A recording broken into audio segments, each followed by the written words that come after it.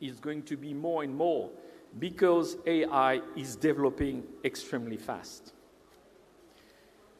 The point is that a few years ago, I explained in a paper, in a book, that AI is just not about technology. It is more than this, you know. AI is about an evolution, and that will transform our behavior, that will transform our society. In fact, AI is a civilizational force that will change a lot of things. Think about it. Our brain is not using a lot of energy to be very performant, but LLMs and computer needs a lot. So, we need another tool to better see the world than to look at curves. And for this, I'm using a yuga. And there are different phases in a yuga. But, you know, what is very interesting with this kind of tool is that you can dig into a variety of curves that better describe reality. And if we look at this curve, you will see that the singularity cannot show you what a yuga can. So, if you look at these three curves, you will recognize in orange the technology power curve. And we know it's going very fast. But if we look at the green curve, and this curve is the human system integration capacity, we see that everything is going too fast. We are just human. We need time to learn, to integrate, and at a collective level. You know, for example, to build an AI act, it has taken a few years, but for us humans, it takes decades to master a subject and to be able to be very efficient. We are just human. We need to accept that. And this curve, you know, this is something that the singularity cannot show, for example. And there is another curve that you all know. This is the blue one. It's about, of course, about what we call the planet, you know, the boundaries, the limits that we are overpassing year on year. And this is a great problem, because if we kill the planet, we're going to kill far more than just a business. So all this is not neutral. And between these curves, you will see a gap. I call that the yuga gap. This is where the future of humanity will be decided. And we have option to change that, and we have to make very quickly action to change that. So, we are at a moment where there will be a bifurcation. A bifurcation means that technologically we'll have some choice to do, but also at different levels we'll have decisions to make between the path A, where we stand today, and the path B, where we need to go, you know, where we need to use frugal AI. It means AI that do not burn a lot of energy. It means AI that use very simple model with less parameters. It means also use bio-inspired technology. And I will give you a concrete example in a few slides of what it means to use bio-inspired technologies. But more than this, there is the importance to integrate population, education, to accelerate all this change, because we are human people. Even if we talk about AI or natural intelligence, is still to develop. So we need to make the right decision, because this bifurcation has started. So it is the government now to take the right decision to modify that. And why we should be quick to do that? Because there's three curves that the yuga shows are not the only one. A new one is coming. And this new curve is called quantum, optical. All this is extremely serious. It will accelerate, of course, the bandwidth, the internet, we know that, but also it will give path to new kind of AI, neuromorphic, for example, AI, new neural network, quantum neural networks. So all this is extremely important to see. And this technology will impact also AI capabilities. It means that, again, we are going to reinforce a very dangerous cycle if we do not master all this. And you know, some decisions are to be made now in terms of AI and quantum. And then why I say now, it's tomorrow. Because the nation that will not integrate this technology won't be able to defend their sovereignty in few years. Because with this kind of technology, no system can resist to AI hacking. And believe me, I am from this game. I can tell you that if you believe everyone you're protected, this is not the case. So we need to do things because it will have a strong impact on the Yuga gap. And again, this is why I'm insisting on this tool, to be able to have a large-scale view on what is happening at a country level, at a region level, at a global level. And this is very unique to adopt this kind of thinking. So, India, we're in India.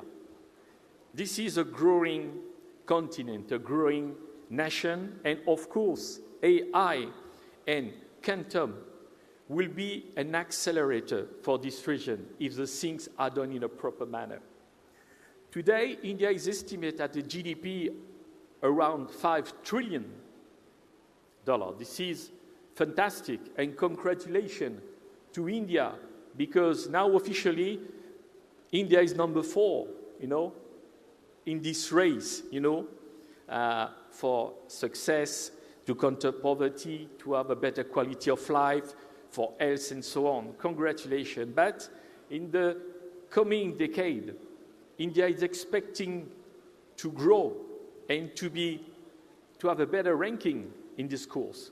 And for that, AI and quantum will play a major role. Why? Because AI and quantum is not just about this industry. It impacts all the industries: health, care, manufacturing, agriculture. People will tell me, Ramesh, what do you mean by AI will impact agriculture? The thing is that the AI we're using today, the LLMs, as I said, won't be effective in a few years. So we'll be using other technology, using sensor. We'll be using actuators. We'll be using other electronic components that will produce more reliable data for us humans to better understand the world and then make good decisions and avoid the hallucination factor or diminishing it by a factor of 10x, 100x. So it is extremely important. And then we'll be seeing other technology progressively sustaining this GDP of India. And India then has a major role to play because we know that India is a country for science and technology. So this curve also is very interesting to watch. So,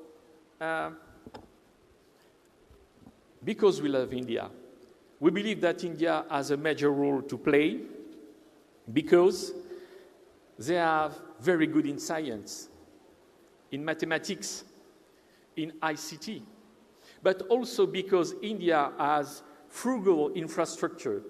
Frugal is the right thing not to burn energy. And if we're able to have performance, efficiency, this is the combination we need. So this is why India is very good positioned. The mentality is already oriented on frugality and adaptation. The mentality is adapted to frugality by design. And this is something very important. But there are other assets, of course, because the next token produced by LLM, the next token that AI will need won't be English token only anymore. And India, Hindi, Sanskrit, Tamil, whatever, will be contributor because this is a global game where we are. And the next architectural solution will integrate all these capacities. And of course, we know that India, it's a nation that's seeing long term, We are not NASDAQ oriented. Even it's good for the business. We think the world in the long term. This is a major difference. Dharma, yoga, this is very important to see that there's epistemologic framework, there's analytical tools born, native from India, are very interesting lens to decode the world. So we need that, and we need to continue on that. And finally, there's a lot of stuff. There is a growing relationship. We know US, we know China, but there is a growing relationship with Europe. And India, now you say Emmanuel Macron was there very recently. So there is a huge cooperation with this nation to set the right framework, the right regulation to enable things and to grow all together. So all these forces are extremely important. And I have to say something. You saw some nation investing massively in LLMs, massively. And when LLM collapse, it means, what do we do with these trillions of dollars that we have invested?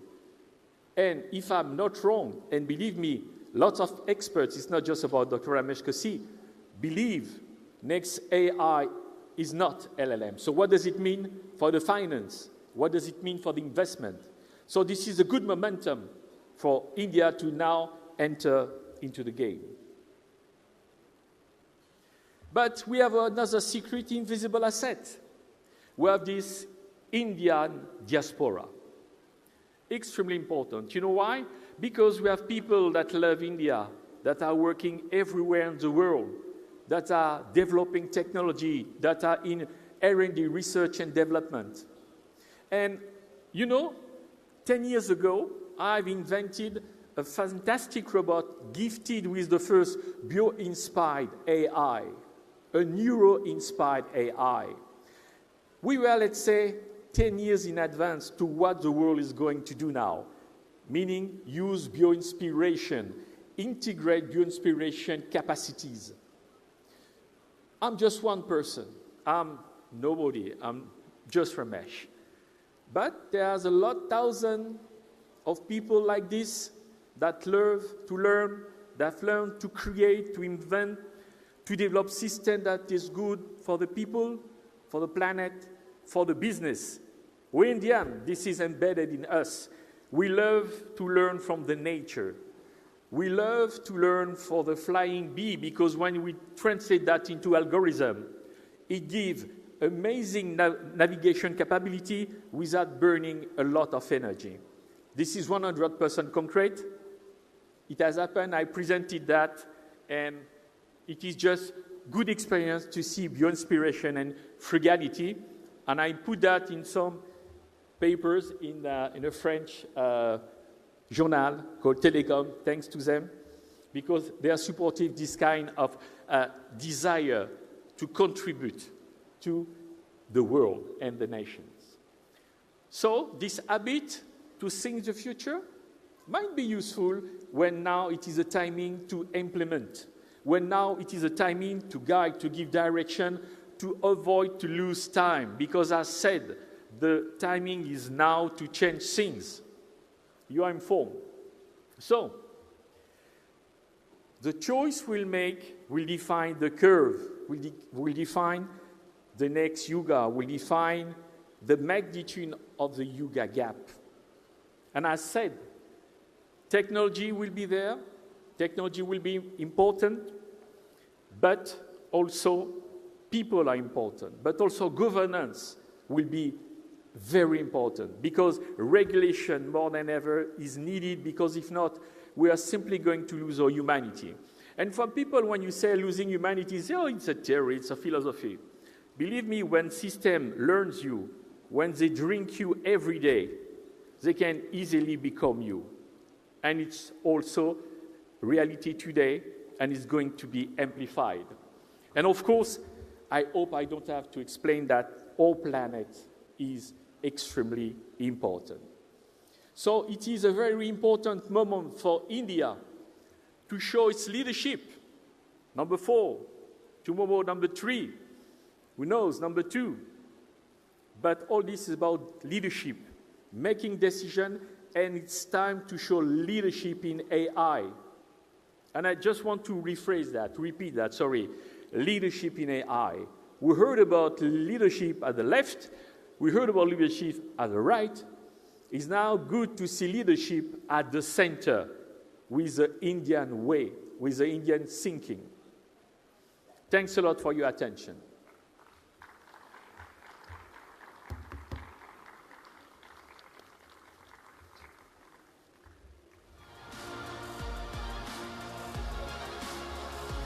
Thank you, Mr. Corsi. I want to swiftly move on now. In fact, the next segment is now going to be talking about next in farming.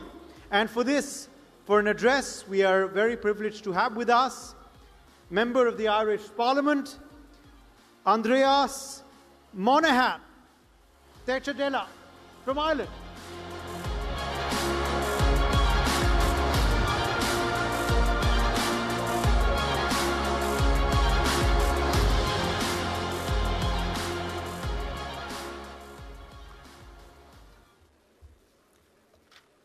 Thank you.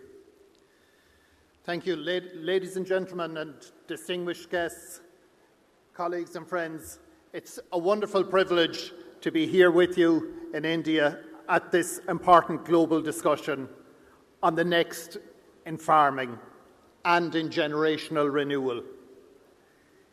It's especially meaningful that we meet this year in the International Year of Women in Farming, and an opportunity to recognise the women who have always sustained agriculture and who will be a central part of its future. Before I begin, I just want to draw your attention to something interesting, just a quick story, because on the way to the conference here, I travelled to the airport with my son. I'm not sure if many of you have family yourselves, but they grow up really quickly. They do. And from there, picking them up, suddenly they're up here, they're taller. And interestingly, Irish men today stand 11 centimetres taller than their grandfathers and great-grandfathers at the foundation of the state just over 100 years ago. 11 centimetres taller. And that's not any genetic wonder or anything. It's simply about having the right food at the right time when their bodies are growing. Food shapes our bodies, our societies, and our futures. And it reminds us why agriculture, one of humanity's oldest professions, remains one of its most essential. The techniques developed thousands of years ago still form the backbone of global food production, and newer techniques from GM to vertical farming, they'll augment those practices, but not actually replace them. Ireland, we're a smaller nation, just over 5 million people, and yet we export 90% of the food and drink that we produce. Last year, that was valued to us at over 21 billion euro. We're one of the most food-secure countries in the world, and we play a significant role in feeding many, many others. But food security is not something any nation can take for granted. The World Food Programme defines food security as having access to enough safe and nutritious food for normal growth, development, and an active, healthy life. Ireland's food system were deeply integrated into the European Union, and our Tagasc, our national body for research, they focus in on the way that we're a large net exporter of temperate agricultural commodities, especially in dairy and meat, that we produce far more of these foods than we consume, and yet we're net importers of fruit and vegetable. Our food security is strengthened by the EU single market, one of the larger, most stable and most diverse food systems. And it's why free trade, not self-sufficiency, is the foundation of modern food security. According to Global Food Security Index, global food security is falling. Food is becoming more expensive. Gosh, we know that when we do each week in our shopping. The gap between secure and insecure nations, it's widening. And 8 of the top 10 most food-secure countries are in the European Union. Ireland ranking second in the world. But even in Europe, risks are growing, perceived and real, assessed as cybersecurity threats, animal diseases, high input costs, tighter margins for farmers, and food affordability pressures. Our food security is becoming more fragile, even in wealthier regions. Despite our export strength, Ireland faces several vulnerabilities. As I mentioned earlier, in horticulture, we import 83% of our fruit and vegetables. And animal feed. Ireland is only 36% self-sufficient in animal feed. We're heavily reliant on North and South America. And like so many other of you here listening, climate and environmental pressures are impacting globally. Soil degradation, extreme weather, flooding, plenty of examples. But also in Ireland, market pressures such as 90% of our retail market being controlled by 5 major retailers, and rising energy and labour costs squeezing growers. But without doubt, one of the biggest challenges, and it's not unique to us, it's in your country as well, it has to be generational renewal. Ireland has less than 4% of farmers under the age of 35, and the average age of a farmer is nearly 60 years of age. And that pattern is repeated throughout developed countries. Austria is a rare exception. Younger people have so many more career options than ever. And why would they want to do the heavy physical work of traditional farming when they can have a predictable paycheck and a possibly 9-to-5 job? And this is where public spending and public policy really becomes critical. Ireland, we established a commission on generational renewal to address the challenges. And later this summer in July, we'll host a major EU conference on generational renewal. And that's to bring together farmers, policymakers, researchers, and for sure, younger people to shape the future of agriculture. Public policy must support early successional planning, land mobility, tax incentives for younger farmers, collaborative models for farming, education, and support for women entering or expanding their role in farming. Succession, it isn't just a legal process, it's a critical cultural one. And families need the support and the direction to have an open conversation about the farm and its future. Later this year, Ireland will assume the presidency of the Council of European Union, and that will be at a decisive moment for agreeing the Common Agricultural Policy, or the CAP. And that presents a rare opportunity where Ireland will be able to shape or have a stronger input shaping Europe's food production strategy, supporting farmers, innovating funding, and generational renewal policies. The decisions made under that period of presidency will influence European agriculture over the next decade. As I mentioned earlier, this is the International Year of Women in Farming. And it's hugely important to recognise the role women play in running their farms, managing the finance, care for livestock, sustaining rural communities, innovating in agri-tech, leading research and policy. And yet, despite that, the barriers that they face in land ownership, access to credit, and even in recognition.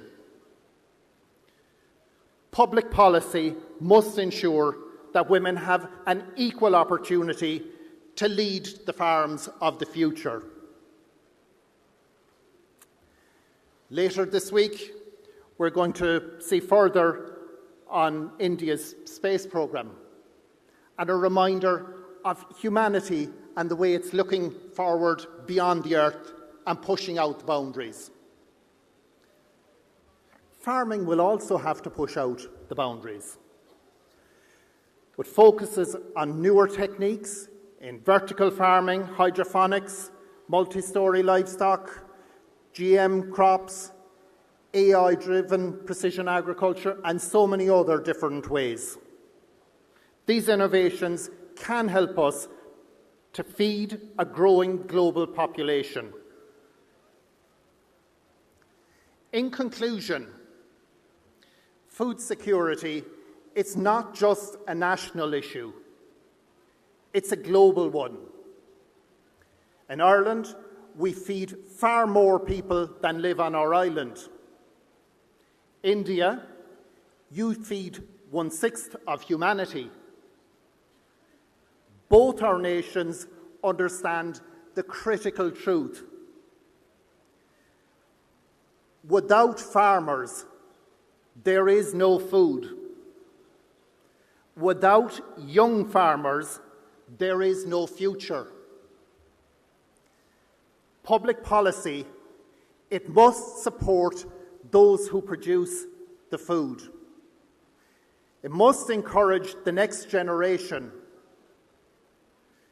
and it must empower women in farming.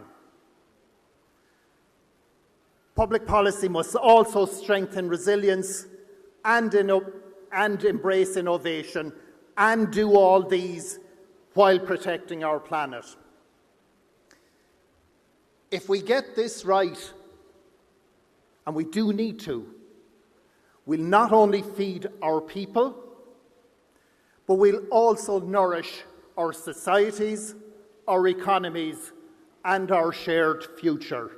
Gurav Mahagav.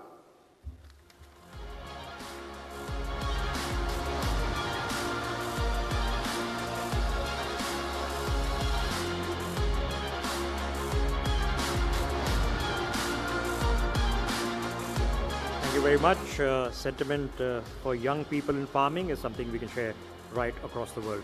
With that, ladies and gentlemen, we move on to our next session, which is next in mobility. My colleague Uday Pratap Singh is going to be in conversation with Mr. Aditya Goyal, who is the Chief Strategy Officer of Bhago Mobility. Aditya ji, if we can have you on stage, and Uday, if we can have you on stage as well to kindly conduct this conversation.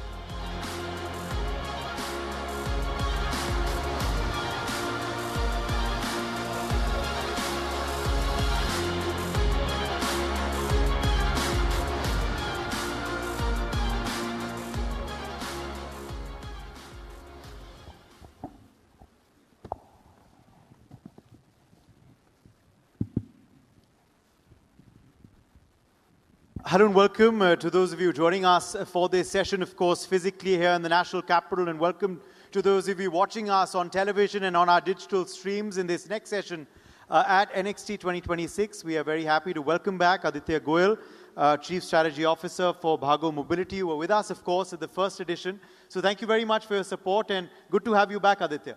Thanks, Uday. It's great to be back here. Thanks, Karthik. Thanks, ITV. And it's a great pleasure to be back. Let me begin by asking you, since we are, of course, talking about, futuristic issues, and one big sort of trend that is going to emerge in the future is sustainability. We already are getting more sustainable, and it is really becoming a necessity rather than just a choice. How does Bhago then enable urban, intelligent sustainability? Yeah, thank you for the question. If you look, Uday, mobility is not one topic. I think it's a combination of how it is delivered. So if you look at it like a layer of soil, we're just talking about agriculture there. So the bedrock is the hardware, which is the vehicle itself. And then you go on top of it. Then there is the infrastructure that enables that. So that could be the swapping stations, the charging stations, the hubs. Then there is the orchestration of that. That is the fleet management, microfinancing, and that stack. And then there's the consumer layer. So Bhago enables this on a tech platform by combining with people who are dealing with the consumers like a Rapido and an Uber. So yeah, so sustainably delivering clean energy, clean vehicles, microfinancing it, enabling that to happen on a tech platform. In Delhi and Bangalore, it's already on, and Bombay is next. Okay. Sustainability, of course, is a buzzword, but so is collaboration. And we are seeing, of course, more collaborations now between Indian and foreign companies. In fact, today as well on this stage, we've seen a lot of collaborations between foreign members of parliament and Indian members of parliament. Now, one collaboration that I want you to talk a bit about is Bhago Mobility's collaboration and Bhago Mobility's partnership with Honda. What does this entail? Why did you partner with them? And what's happening? So I'll take this question on three levels. One is India and Japan. We believe that India and Japan are strategic partners. And I think since Modi-san and Abe-san together envisaged path together, I think a decade and a half back, we've been strongly strategic in terms of our alignment. So naturally so, India and Japan.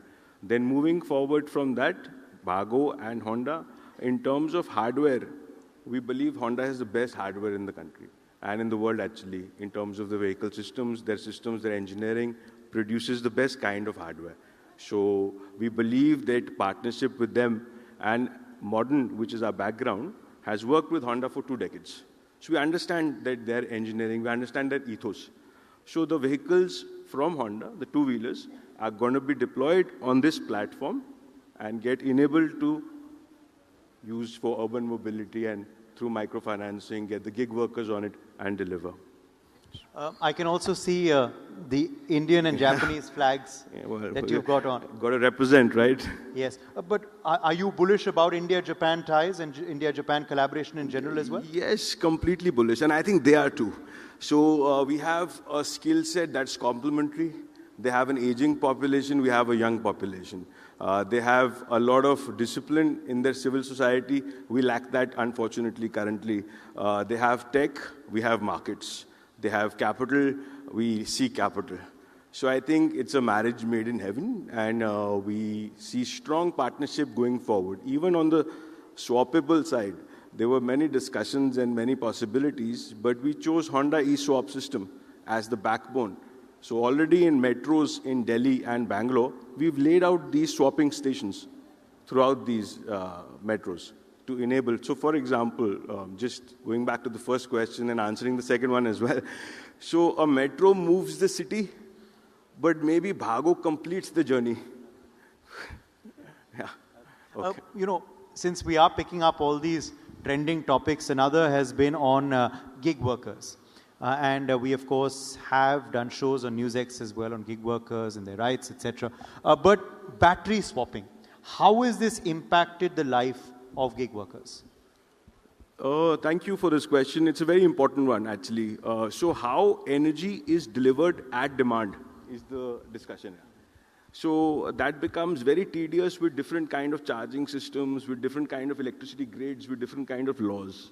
How do you scale and how do you enable a concept that can work for the entire country?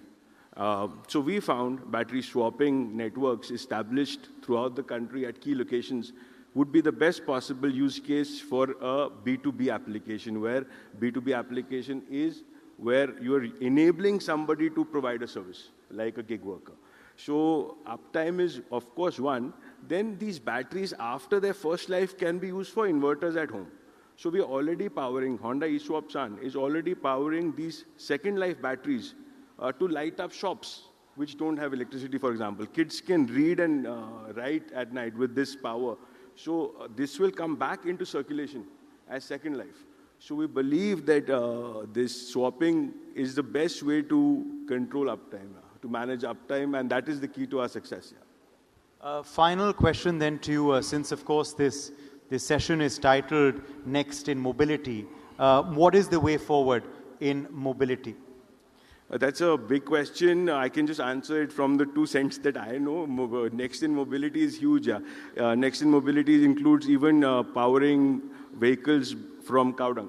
And we are trying to have the Prime Minister and the country is focused on delivering even fuel through cow dung and running it through the CNG outlets. But there will be a future where there will be autonomous vehicles very soon. There will be a future where the vehicles will be selling electricity back to the grid, powering the grid back. If not the grid, at least emergencies can be used. Electrical emergencies can be used. Like, for example, we have a war right now. And this is an uncertain world where it can happen anytime. So this is ready to use energy available. So I think that usage into civil life will grow. And with this, we'll have many more possibilities and opportunities arising and less dark time. Maybe. That's an interesting point to make, because right now there's all this talk about energy supply uncertainty.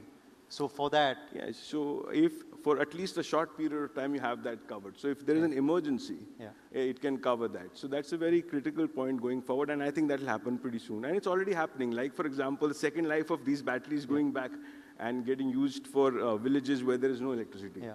So it enables lives, it tries to provide an uptime that is world-class. Yeah. So I think it's the way to go, man. Well, thank you so much, and wishing your group, of course, all the very best as you continue to stride forward in this sector. Thank you very much, Aditya Goel, for joining us. Thank you once again. 2026. Let's have a round of applause for Aditya Goel, who joined us in this session, Next in Mobility.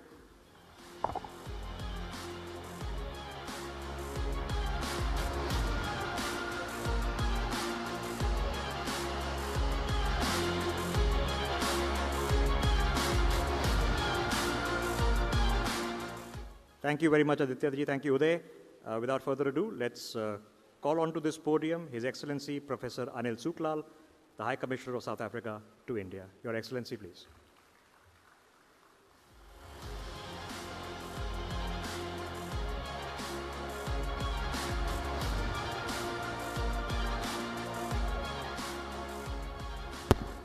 Thank you. Let me thank NXT for this privilege to address you this afternoon. I know we have limited time. Let me get directly to business vis-a-vis South Africa and India. Well, this year is a special year for India-Africa relations because at the end of May, I think you will see all the African leaders assembled here in New Delhi in this very venue for the 4th edition of the India-Africa Forum Summit. Now, India-Africa trade is quite vibrant. It's still in its infancy, and I believe there is great scope to deepen this trade. Total trade between India and Africa is in the region of just over $100 billion. South Africa-India trade accounts for about 20% of that. Two-way trade between India and South Africa is in the region of about $20 billion. But as I've indicated, this is still the tip of the iceberg. Africa is the fastest growing region outside of Asia, and it is the last frontier of growth. And if you are not present in Africa today, you are missing a great opportunity. According to the IMF World Bank data released last week, in terms of economies of the world, those that are growing at 6% and above, the majority are from the African continent. Now, South Africa is, of course, a destination of choice for a number of reasons. Because we have the most advanced infrastructure on the African continent, we are the largest economy on the African continent, and the most industrialized nation on the African continent. You have about 160 Indian companies housed in South Africa. All of your major multinationals from India have a base in South Africa, and it is not only catering to the South African market, but they use it as a springboard into sub-Saharan Africa. Just within our region, the Southern African region, you have a market of over 300 million. Africa today is a continent of 1.5 billion people. It has the youngest demography in the world. The average demography of South Africa is 19 years old. So you have a ready labor force, well-educated labor force, and you have, as I've said, the infrastructure to establish your offices. To give you some very recent examples, I've just been here in India for a year and a half almost, but I've seen the vibrancy of the economic interchange between our two countries, both on the trade side and on the investment side.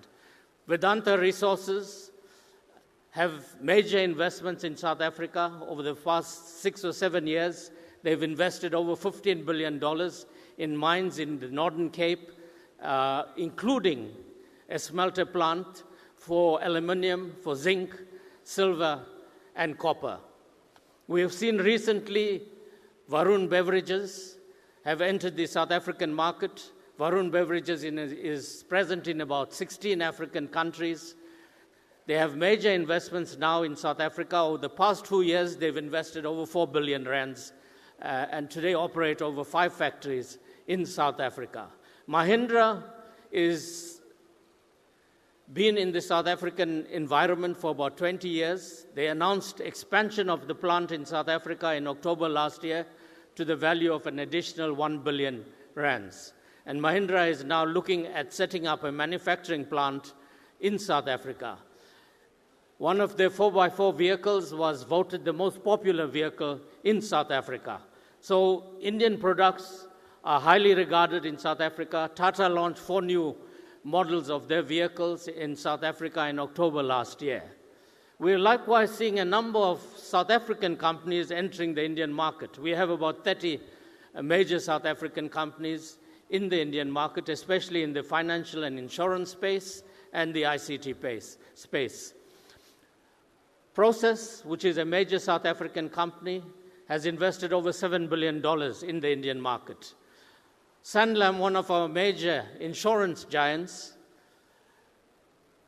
which thus far held about 16% share in Shriram Financials, they have increased that to 36% in October last year, investing an additional 5 billion rands into the Indian market. Santam, another major insurance company of South Africa, just last week was given license to open up an office in India. De Beers, our mining house, the diamond mining house, has offices and have been present in India for a number of years and doing very well. So we have identified about 5 or 6 key areas for mutual growth. These include infrastructure and the mining sector. South Africa is a mining country with vast experience. Green energy is another area where we believe we can cooperate closely for mutual benefit. The pharmaceutical and medical equipment sector is another important sector. Agriculture and agro-processing is another sector where we believe we can cooperate. Of course, naturally, the ICT digital space is another area where we believe both South African and Indian companies can cooperate for mutual benefit, not only in dealing with trade bilaterally, but also on the African continent. Last year, our Minister of Trade was here and met with Minister Goyal in August last year, and we have agreed to start negotiations on a free trade agreement, the first between the African continent and India, the Southern African Customs Union, which comprises 5 countries that makes up the oldest custom union in the world, founded in 1910, South Africa, Botswana, Lesotho, Namibia, and Eswatini. So we have started work on an FTA between India and SACU, and I believe this also has great promise, and we hope that we can expedite this process and have an FTA in place. Now, given what is happening in the economic space, where trade has been weaponized in recent time, it is important for us as countries of the Global South, as BRICS countries, to deepen trade and investment interaction between ourselves. South Africa has major pull factors in terms of attracting Indian businesses, and likewise, we'd like to see more South African businesses, not just the major business houses, but the MSME sector. We have a delegation coming to India later this year to see how we can increase our trade interaction, especially amongst the MSME sector. So I believe that trade between India and South Africa and India and the African continent is still in its infancy. $100 billion is a small amount compared to the vast potential both our markets hold. If you compare that, India and the African continent combinedly accounts for almost 1.3 billion people of the global community. This is a vast market. It's a vast opportunity. But very often we take it for granted. Yes, India and South Africa have a shared history of struggle, a very long history of a vibrant Indian community that goes back almost 200 years, of Gandhi's stay in South Africa. We think we know each other, but in effect, we don't know much about each other. I believe we need to intensify the interaction between our people, between our private sector, to explore the vast opportunities for mutual benefit between ourselves. I'm quite optimistic that trade between India and South Africa can be doubled over the next 10 years, if not more. And trade between the African continent and India can more than double over the next 10 years if we give it the necessary attention and we take advantage of the vast opportunities that lie before us. Thank you so much for having me.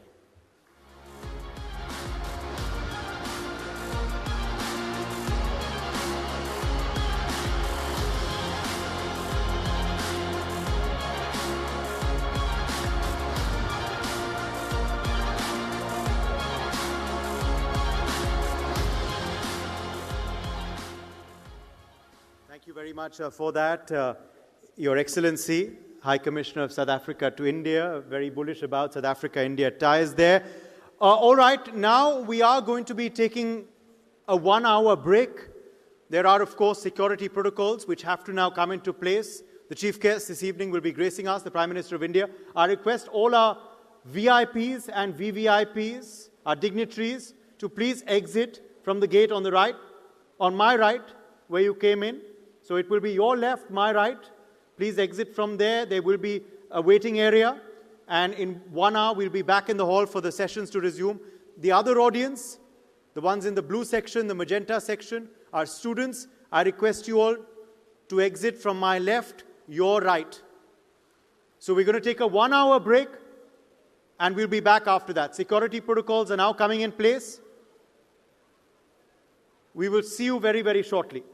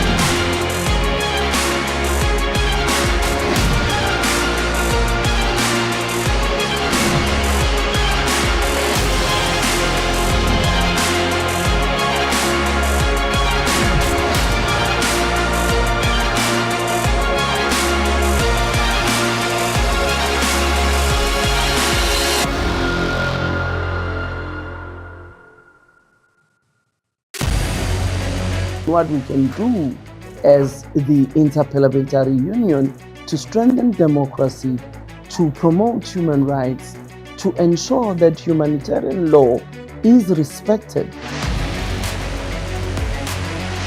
UN Security Council needs a makeover, a comprehensive reform, and India deserves a position there, a role there. Prime Minister Modi during Operation Sindoor made it amply clear that war has never been India's choice. We are with the side of peace. We are neither neutral nor indifferent. We are with peace. We would have dealt with US a whole lot on trade and those kinds of things, and that's not as certain these days. So we have to go back and look at our European partners, our Asian partners. An opportunity to exchange, to have a dialogue, to have a debate on a different perspective on finding the solution of the conflict. First thing that is important to have a common ground, and that we do have with humanitarian laws and human rights, but also to say, okay, what does it mean for us as a country to act on these laws and how can we work together?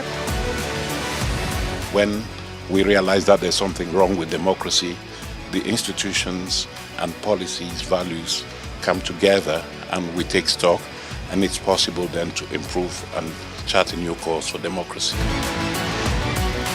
It's the people's right to self-determination, and if they want to be independent, they should be independent. We will not start a war against Greenland.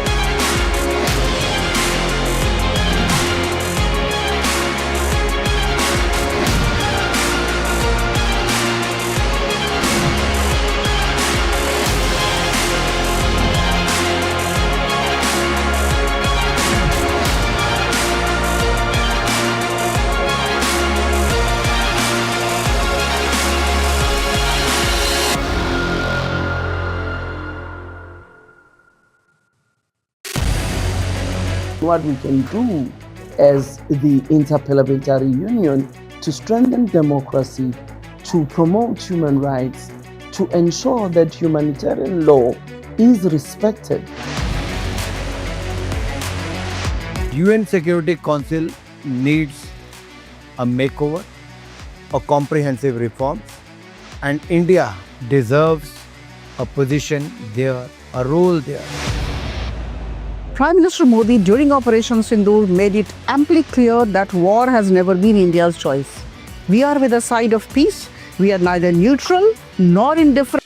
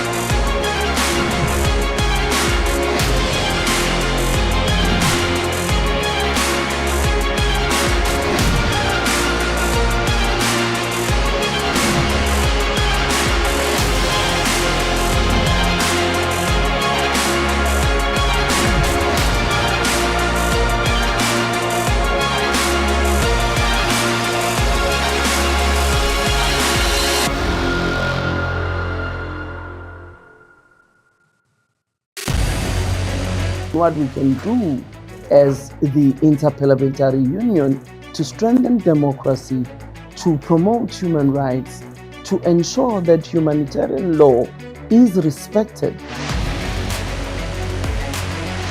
UN Security Council needs a makeover, a comprehensive reform, and India deserves a position there, a role there. Prime Minister Modi during Operation Sindoor made it amply clear that war has never been India's choice. We are with the side of peace. We are neither neutral nor indifferent. We are with peace. We would have dealt with US a whole lot on trade and those kinds of things, and that's not as certain these days. So we have to go back and look at our European partners, our Asian partners. An opportunity to exchange, to have a dialogue, to have a debate on a different perspective on finding the solution of the conflict. First thing that is important to have a common ground, and that we do have with humanitarian laws and human rights, but also to say, okay, what does it mean for us as a country to act on these laws, and how can we work together? When we realize that there's something wrong with democracy, the institutions and policies, values come together and we take stock, and it's possible then to improve and chart a new course for democracy. It's the people's right to self-determination, and if they want to be independent, they should be independent. We will not start a war against Greenland.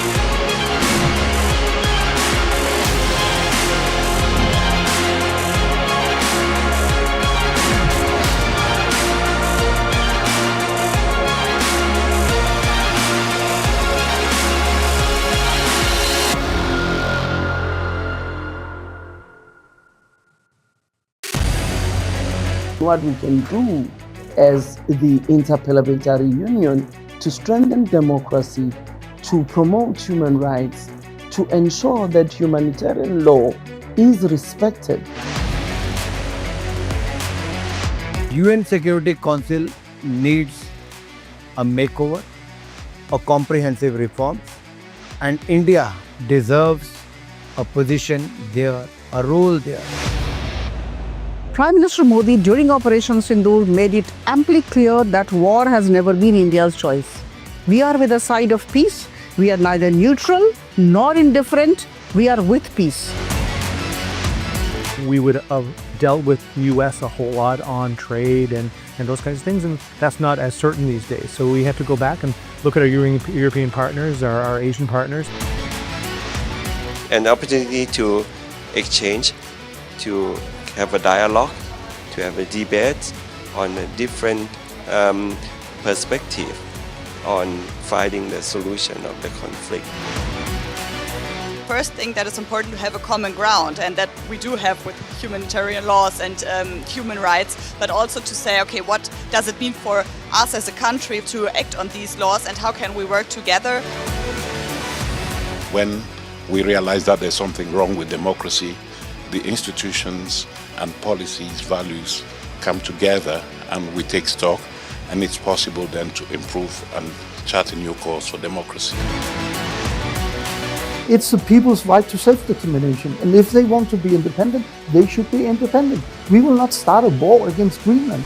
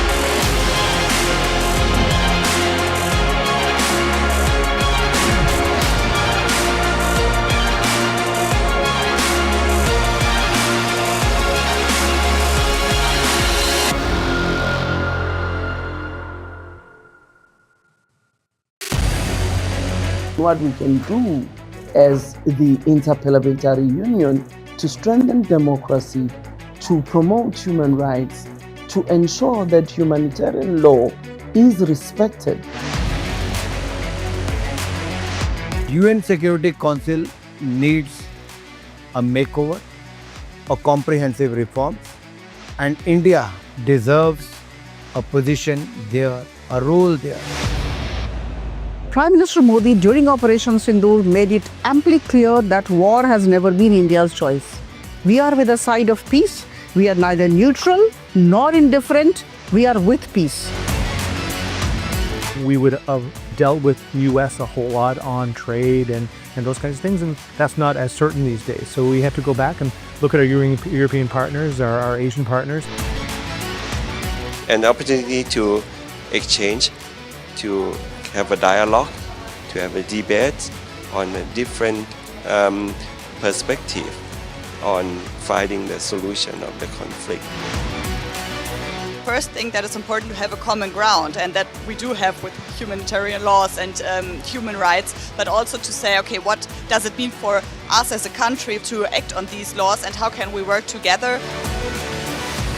When we realize that there's something wrong with democracy, the institutions and policies, values come together and we take stock, and it's possible then to improve and chart a new course for democracy. It's the people's right to self-determination, and if they want to be independent, they should be independent. We will not start a war against Greenland.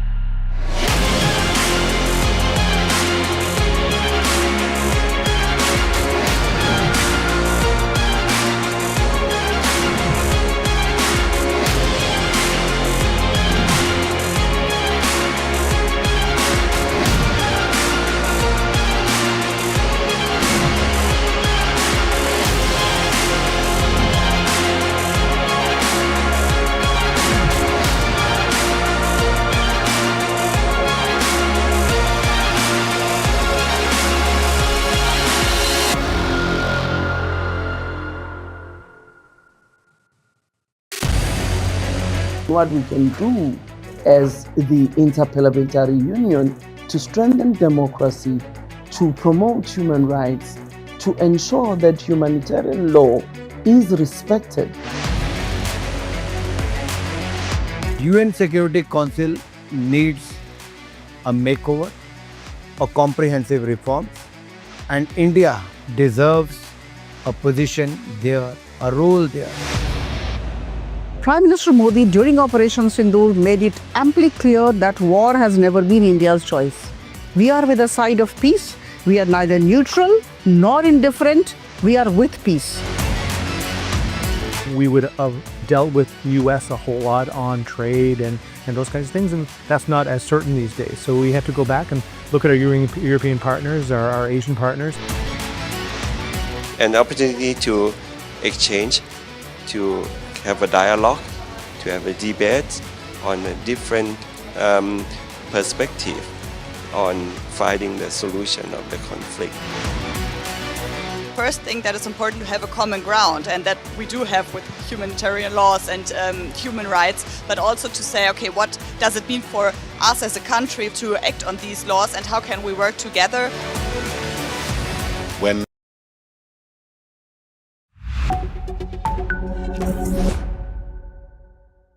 Let me invite on the NXT podium Mr. S.K. Pandey, Deputy Director General of the Aadhaar Services Division of the NIC, that is one of the fulcrum agencies that has made all of this possible. He's joined by Professor Omar Bezbez. He's Director AI and Business Initiative at the Columbia Business School, and my colleague and senior editor, Devika Chopra, will be moderating the session. Gentlemen. A very good afternoon to everyone. It's my pleasure to be moderating this very interesting session with Professor Omar Bezbez, who's the Director of AI and Business Initiative at Columbia Business School. And in conversation with him is Mr. S.K. Pandey, who's the Deputy DG of Aadhaar Services Division, NIC. Firstly, sir, welcome to NXT. Professor Bezbez, we've had the pleasure of hearing you in the morning as well. Thank you to both of you for joining us. And we were just having a discussion with parliamentarians on digital governance. But here are two individuals who actually work on the technology, on the policy, and on explaining to government what really needs to be done. So a very important conversation. Let me begin with Mr. S.K. Pandey. Mr. Pandey,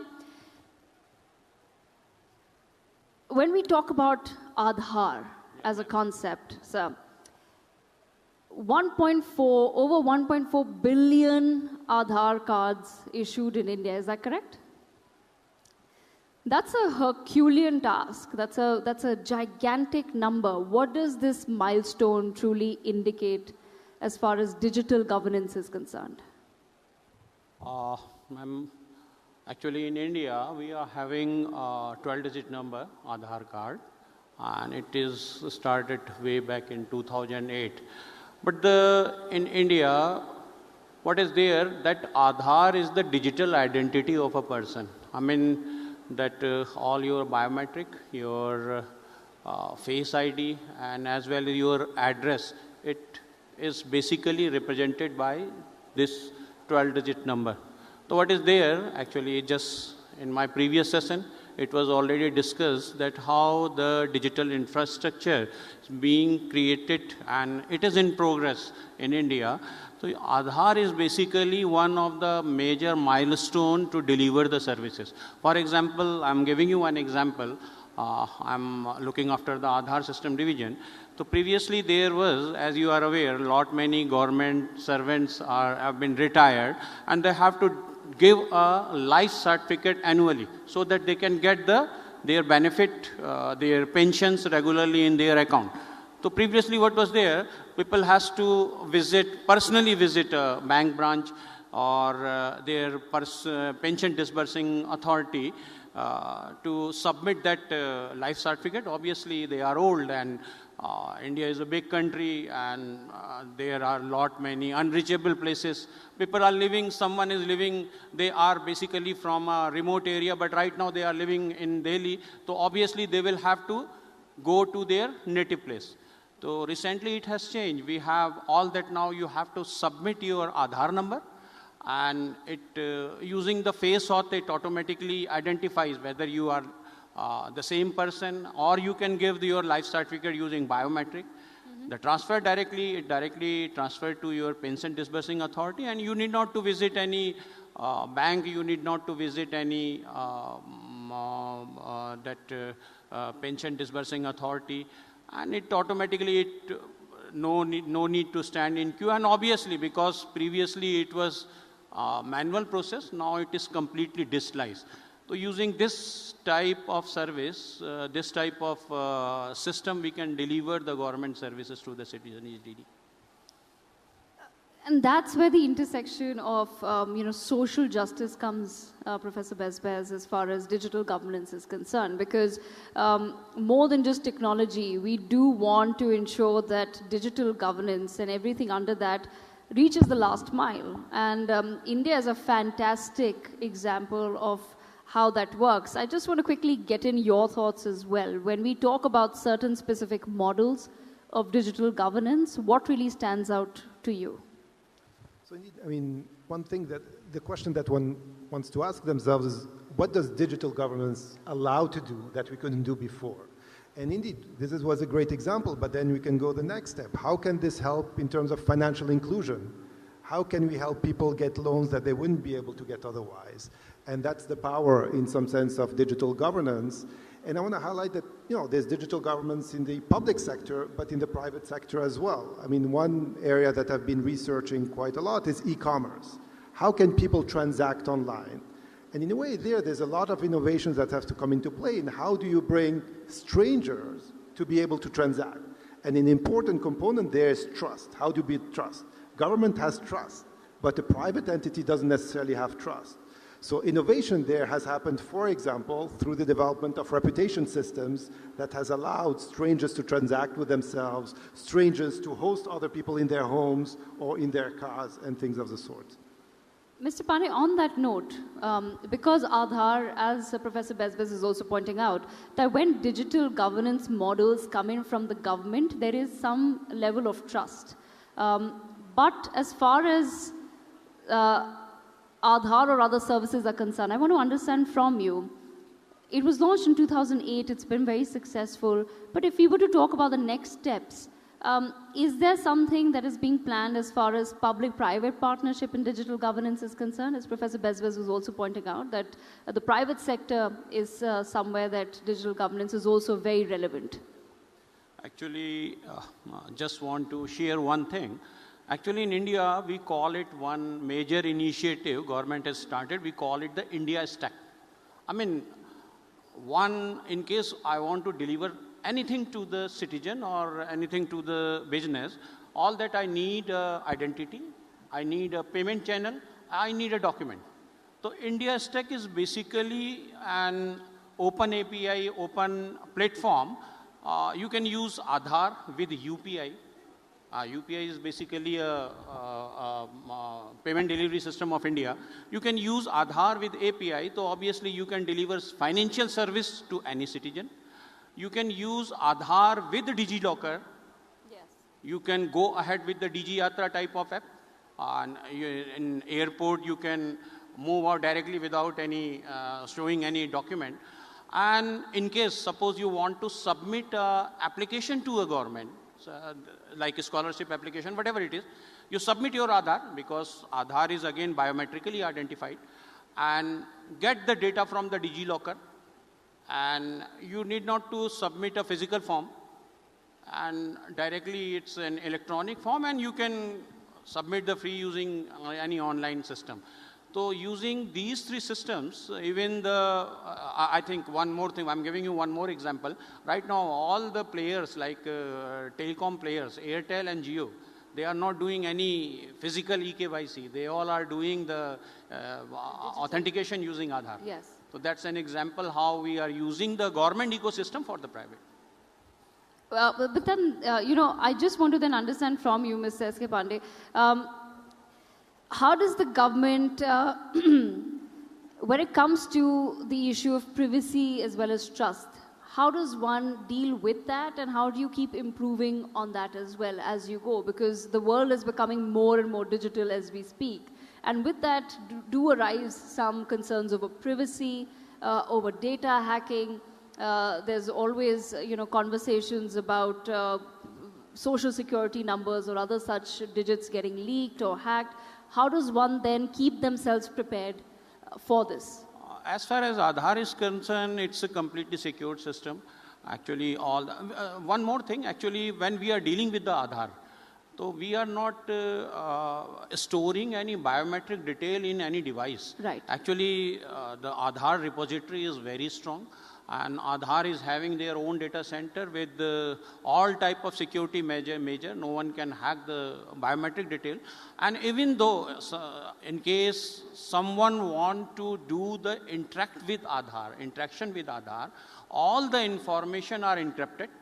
They are traveling in a secured network, digital infrastructure network, and all the information are completely, you can say it's highly encrypted, and even the, that we call in a technical term, HSM machines, they are well in place, and I think hacking of biometric data is almost impossible in this ecosystem. It's a complete robust ecosystem, and end-to-end security is being ensured by all the entities. All right, Professor Bezbez, I want your thoughts on this as well, because you work more from a policy point of view as well. What does your research indicate? And if you were to advise governments, because like I said, the world is becoming more digital, and we rely so much so that I today do not carry any cash. I hardly carry a wallet because in India, as Mr. S.K. Pandey has also pointed out, we have so many digital facilities beyond the Aadhaar. We have the UPI, and that's been adopted widely across India. So you would, if you're going to the smallest of stores on our streets today, you would find QR codes, and we are all transacting essentially through our phones. But with that, of course, comes certain concerns. Like I said, over hacking. The world is becoming digitally advanced, but at the same time a little dangerous as well. So if you were to advise, what is it that we need to focus on next? I think a big question indeed is what's next, and the next layer of digital governance will not be about information flows, but it will be about AI agents. Now, you may have an agent that takes decisions on your behalf, that goes and shop on your behalf. How do we ensure that the right authentication happens? You might have your agent communicating with someone else's agents to lead to transactions. How do we make sure that these transactions are secure? Because these agents are going to introduce another layer of risk from the perspective of the platforms and potentially of the government. So the question is, how do you prepare for this new governance layer when it's not anymore individuals who interact with each other, but rather agents that interact on behalf of individuals? That's a very excellent point. Mr. Pandey, I want to understand then from your perspective, when we talk about the integration of AI into the world, your thoughts on the same. How is the government preparing on how to deal with AI agents coming up? And is AI being used towards creating certain newer forms of digital governance as well? Is there any sort of AI integration that's taking place? Yeah, there are many applications where government is using AI. It's like you can say in India, almost all the portals, I'm giving you an example. I think you must have the word the Bhashani. Yes, Bhashani AI. Yeah, Bhashani, yes. It's a Government of India initiative. Actually, rather than LLM models, it focuses mostly in the Indian context.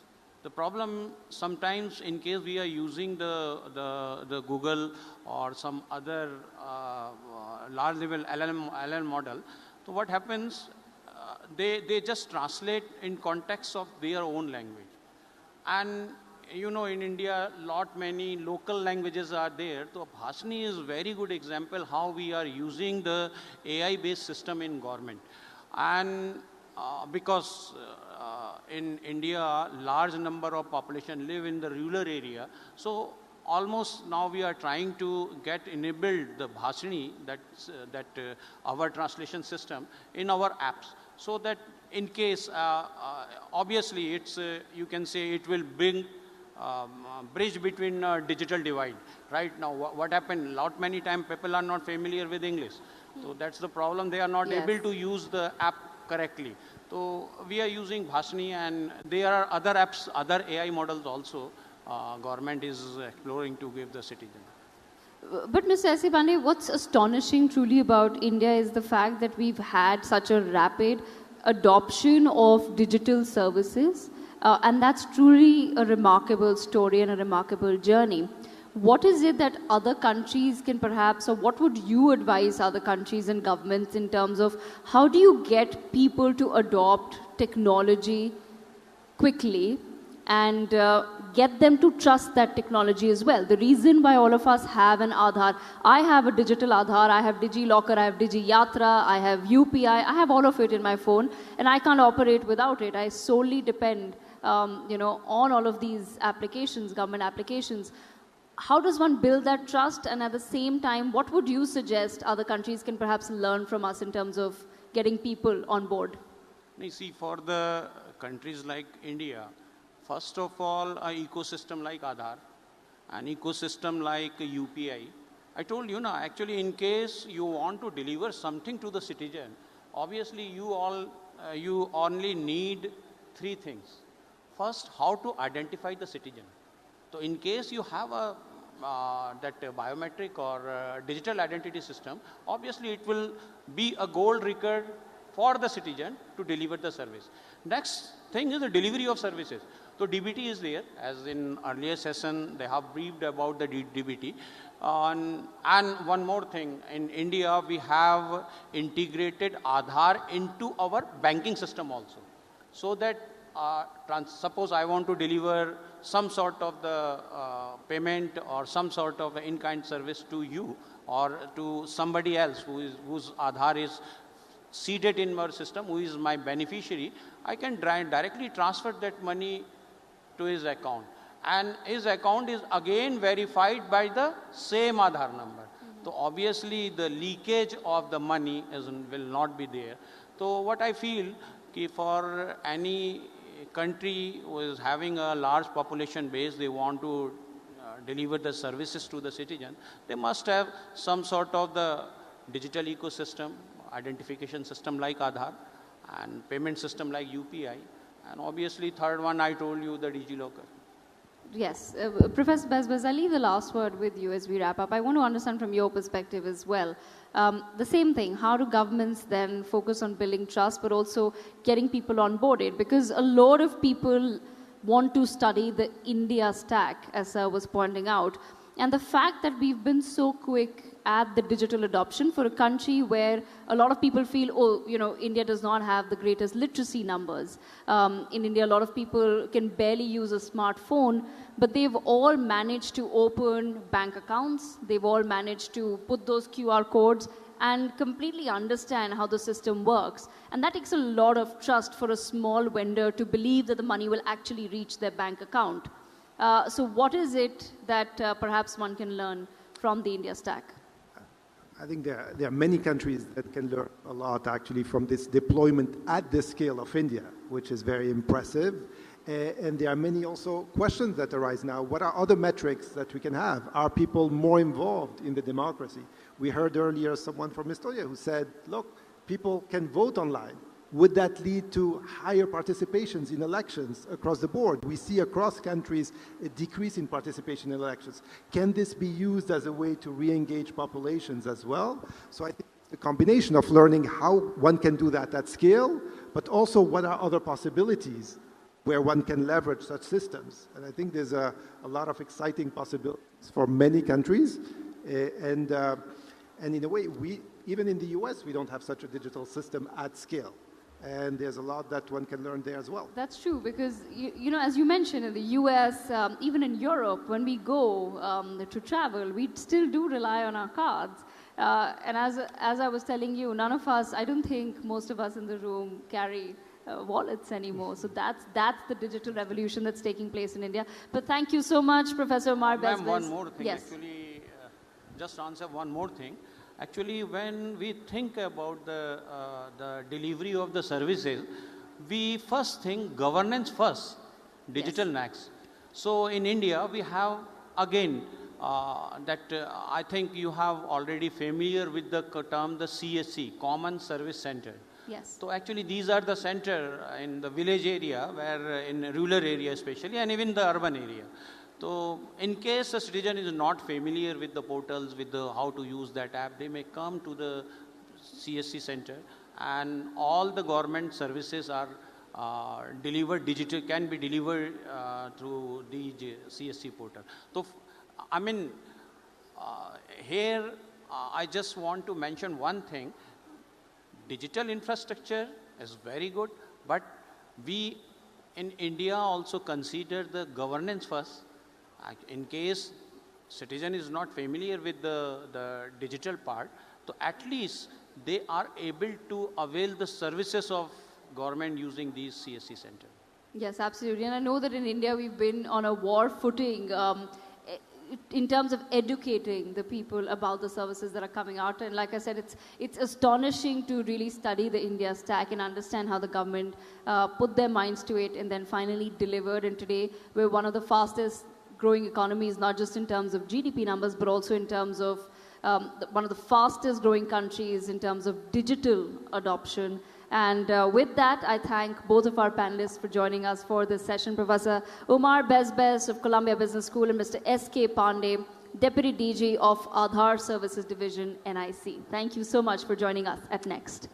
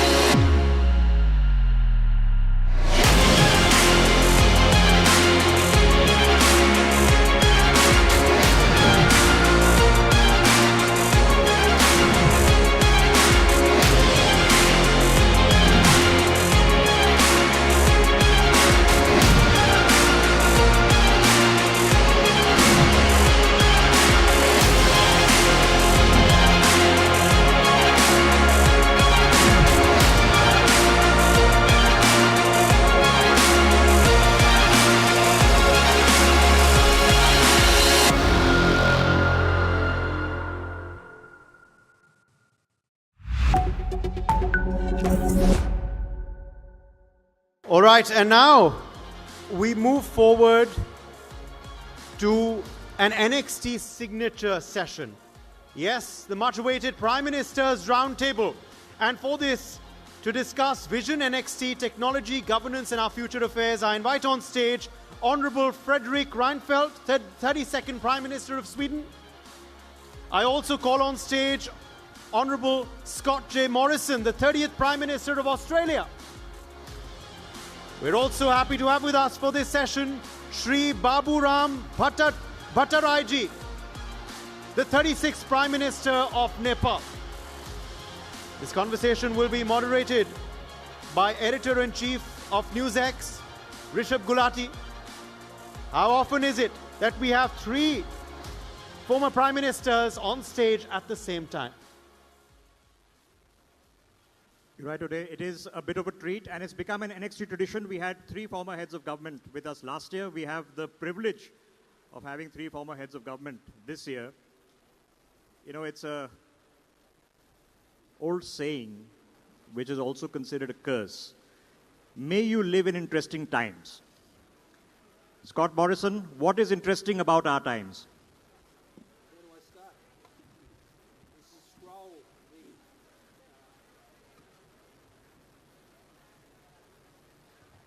Interesting times indeed. But you know, times are always interesting, as I'm sure my colleagues could attest to. When I was Prime Minister, we were dealing with COVID-19, which sadly prevented me from coming here and spending more time, and particularly with my good friend Prime Minister Modi, and when we were elevating our relationship. And so those times had their global challenges, as do these, with the big global reset that I think is going on, whether it's conflict in the Middle East, a rebalancing of burden sharing in Europe, in our own region in the Indo-Pacific. That continues to be, I think, the key and most significant potential flashpoint in the world since the Second World War. So these tensions continue to present, and it's the job of governments and others to navigate those processes. And that is always a difficult and interesting challenge, because it's always interesting times. Well, you know, Fredrik Reinfeldt, in a sense, the world is completely changing. The systems that we held true for the past 80 years seem to be in flux. Technology has brought something into the mix in every front that we are still beginning to understand, whether it be drones or AI. As governments, as civilizations, as human beings, what's the biggest challenge in the next few years? Well, I totally agree with that it's a world order breaking down, and we are reaching for something new. And without a kind of knowledge on how to bring collective security, we find ourselves in difficulties to handle conflicts, and we see too much warfare. But I listened to this panel. Of course, democratic leadership is about also knowing who is in charge and how to hold them account. And of course, moving into a territory with technology, AI, where it becomes a little bit more uncertain who is actually decision maker, who is actually responsible for what will follow. Well, that is a new kind of challenge. It's a challenge for politicians, it's a challenge for media, it's a challenge for everyday life, because people want to know how does it fit together. And if that is very blurred, I think we will see a lot of confusion in the world. Okay, before I get into specifics, Baburam Bhattaraiji, what do you see as the biggest opportunity, both in terms of the geopolitical flux that we are seeing, that presents changes? Changes bring opportunities as well as challenges. And the technological revolution, which has a lot of things to be concerned about, but certainly it could be revolutionary. Thank you. I think we are living in a very exciting times. For me, I think the big tectonic shift in the whole politics of the world with the advent of the 21st century, which we call as a fourth industrial revolution with the AI and other developments. So I think the whole idea of politics needs to be rethought and redesigned in my understanding. In that sense, the democracy which we have been exercising more in the sense of representative democracy, now with the AI, internet technology, on the access of information to all the population and the rising economic standard of the people, education and all, now it's the high time we go beyond representative democracy and practice more of a monitoring, inclusive and participatory democracy. In that sense, I think we should go beyond our traditional concept of liberal democracy, socialist democracy, or the conservative ideas or anarchist ideas. I think we have to go beyond this. So that's why I think it is the work of great thinkers and political philosophers to theorize and solve the contradiction of the 21st century which you are seeing around. I'm sure there are many people back home for you and many people, young people across the world who are finding it interesting that you're calling it exciting times. You're more hopeful. But Scott Morrison, amid the hope, I mean, we are literally, we have wars raging all around us. One not too far away, one in Europe, which has been going on for several years. Has this become normal, par for the course? Do we learn to live with it? Well, there have always been wars, sadly. And it's, I think, in the modern era of communications, we just know more about them these days. But the wars that we're seeing at the moment are protracted, particularly in Europe, in Ukraine, where the human suffering is just almost unbearable. Well, it is unbearable, frankly, but that's not the only place. In the Sudan and Myanmar and other places, these things continue to happen and we struggle with them. But I want to echo my colleague's optimism here. At the same time as we see all of this disruption, in my own view, I think it's not so much a world order collapsing as a world order being reset.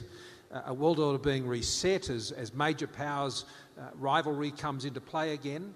But also, I would say, when you see the influences of demography most significantly interplay with technology, and then you look at what has been quite a radical change in global capital markets since the global financial crisis. Mark Rowan from Apollo recently said, we're spending every cent since the invention of fire at the moment on the rebuilding of digital platforms, technology, hardware, infrastructure, energy systems. This is all happening. And for the Global South, as it rises, as indeed it will, demography effectively prophesies that in a way. When that combines with the application of completely new technology and energy systems, then that has the ability to transform what is happening for the bulk of the world's population in a way that I think we can only imagine. We saw that in the post-war globalisation period. We saw the economic miracle in China. That has had play-on effects in terms of their ambitions and their threats within the region and coercion, which was applied to Australia and many others. But at the same time, it can be done. You can see that radical transformation of developing economies when you get the combination of their demography and technology, and then when you apply capital to that, which capital is far more mobile now, then that can be realised. It can be realised in Sri Lanka. It can be realised here in India. It can be realised in Eastern Europe and so many other parts of the world. So I am optimistic. You're right. When you're talking about a reset, the India-European trade deal was being negotiated for 20 years. Crises have a remarkable ability of focusing the mind. Same in Australia. We've been trying to get a deal out of the EU for about the same time. When they talk about protectionism and they rail about it, we raise an eyebrow because we've been trying to break through that for a long time. But the government of Australia and the EU are now, I think, getting a lot closer, largely because of the disruption that we've seen take place with trade over the last year. Okay, so Frederick Reinfeldt, it's great to have a deal on paper, but actual movement of people and goods is when it translates. That requires trade routes, it requires shipping, it requires air freight, but mostly open sea lanes. In a global situation right now where we've seen disruptions of sea lanes for technical issues, the Suez Canal because of ship blockage, right now you know what's happening in the Straits of Hormuz. How much of it is transient, that all right, crises happen, week, 2 weeks, 3 weeks later the world moves on? how much of it is fundamental, that trade routes will have to realign? Maybe go through certain regions and maybe avoid certain regions? Well, this is a very important question. When I went to university as a young man, this was the era of just-in-time production, and the economy of scale was very much that developed parts of the world put production in Far East or far-fetched regions because they saw no trouble that could emerge when it comes to transportation and exactly these things that you described. Well, now we know differently. And de facto, we see a change in the production lines, bringing it closer to home. And it's in that way in many sectors. And in a way that's troublesome but understandable. At the same time, I live in the Nordics, northern parts of Europe, and the Arctic is now melting down linked to climate change. So, of course, yes, we have new trade routes, which also creates a new kind of conflict at the north of my country, where we see US, Russia, China, also other interests trying to control these could be new trade routes. So I think we should be very aware that the world is transforming and that and this is what we tell our entrepreneurs. Yes, there are some few safe markets, some neighbors you can trade with. You can trade with the rest of the world, but the level of risk have risen. And you need to know much more about geopolitics and contacts into different countries. That has changed dramatically. How much of that, Mr. Reinfeldt, is physical? Physical because of environmental changes, physical in terms of the infrastructure that needs to be built or will be built. We are working on IMEC. The Chinese, of course, have their own trade routes, the new Silk Road and others. And how much of it is based on tariffs and other issues that sort of either protectionist policies or promotion policies? How much of it's physical and how much of it's virtually imposed by policy? Well, the Arctic Circle melting is definitely climate change, but since we see a weaponizing of trade policy using tariffs very aggressively, not only linked to trade, but actually a means of bullying, which is not good for the world and should not be silently accepted. But what then happens, and now 20 years of negotiations on the FTA agreement, well, why did it succeed? Yes, that's another pathway. So, if old friends don't want to be as close as they used to be, find new friends. And as long as it's rules-based, as long as we can find and respect each other, that's a better pathway. And that's why you see Europe-India coming closer together. We like to be old friends as well as new friends. Babu Ramji, in a sense, the aspirations which we are seeing reflecting in your home country of the young people, which have to be also fulfilled through trade, through manufacturing, through skills and AI and drones and everything that's going to change the world. Where do you see the energy of the youth being pushed, even while geopolitics plays itself out? Yeah, we have gone through a tremendous political change in Nepal recently. Though the youth uprising, the Gen Z uprising is going on in different parts of the world, but ours, I think, is very unique and I am very proud of it. Because Nepal, country like Nepal, which were left behind almost 100 years in democratization and opening up and development, recently we opened up, our youths went for jobs in foreign countries and the access of technology, AI and others spread in the rural areas. So the new generation of people who have come up, they have dared to revolt against the old political system, political leaders, and challenge to assume the leadership of the country. So in that sense, I am very proud of it. I think Nepal will no longer be at the bottom of the ladder of development in the world. We can catch up. As per the question of geopolitics, that's a bit tricky. We are in between two huge states of India and China. Naturally, we are more tilted towards India physically and socially and economically. And China also is a rising power. So the balancing these big powers will be slight challenge, but I think our youth will show that maturity to do that and lead Nepal to a prosperous and more democratic country. It's good to see great cricket talent coming out of Nepal now. Before we get Mr. Reinfeldt also to play cricket, Scott Morrison, other than the cricket, what's exciting about India? What do you feel that this country is, something that it's catching the buzz of imagination all over the world?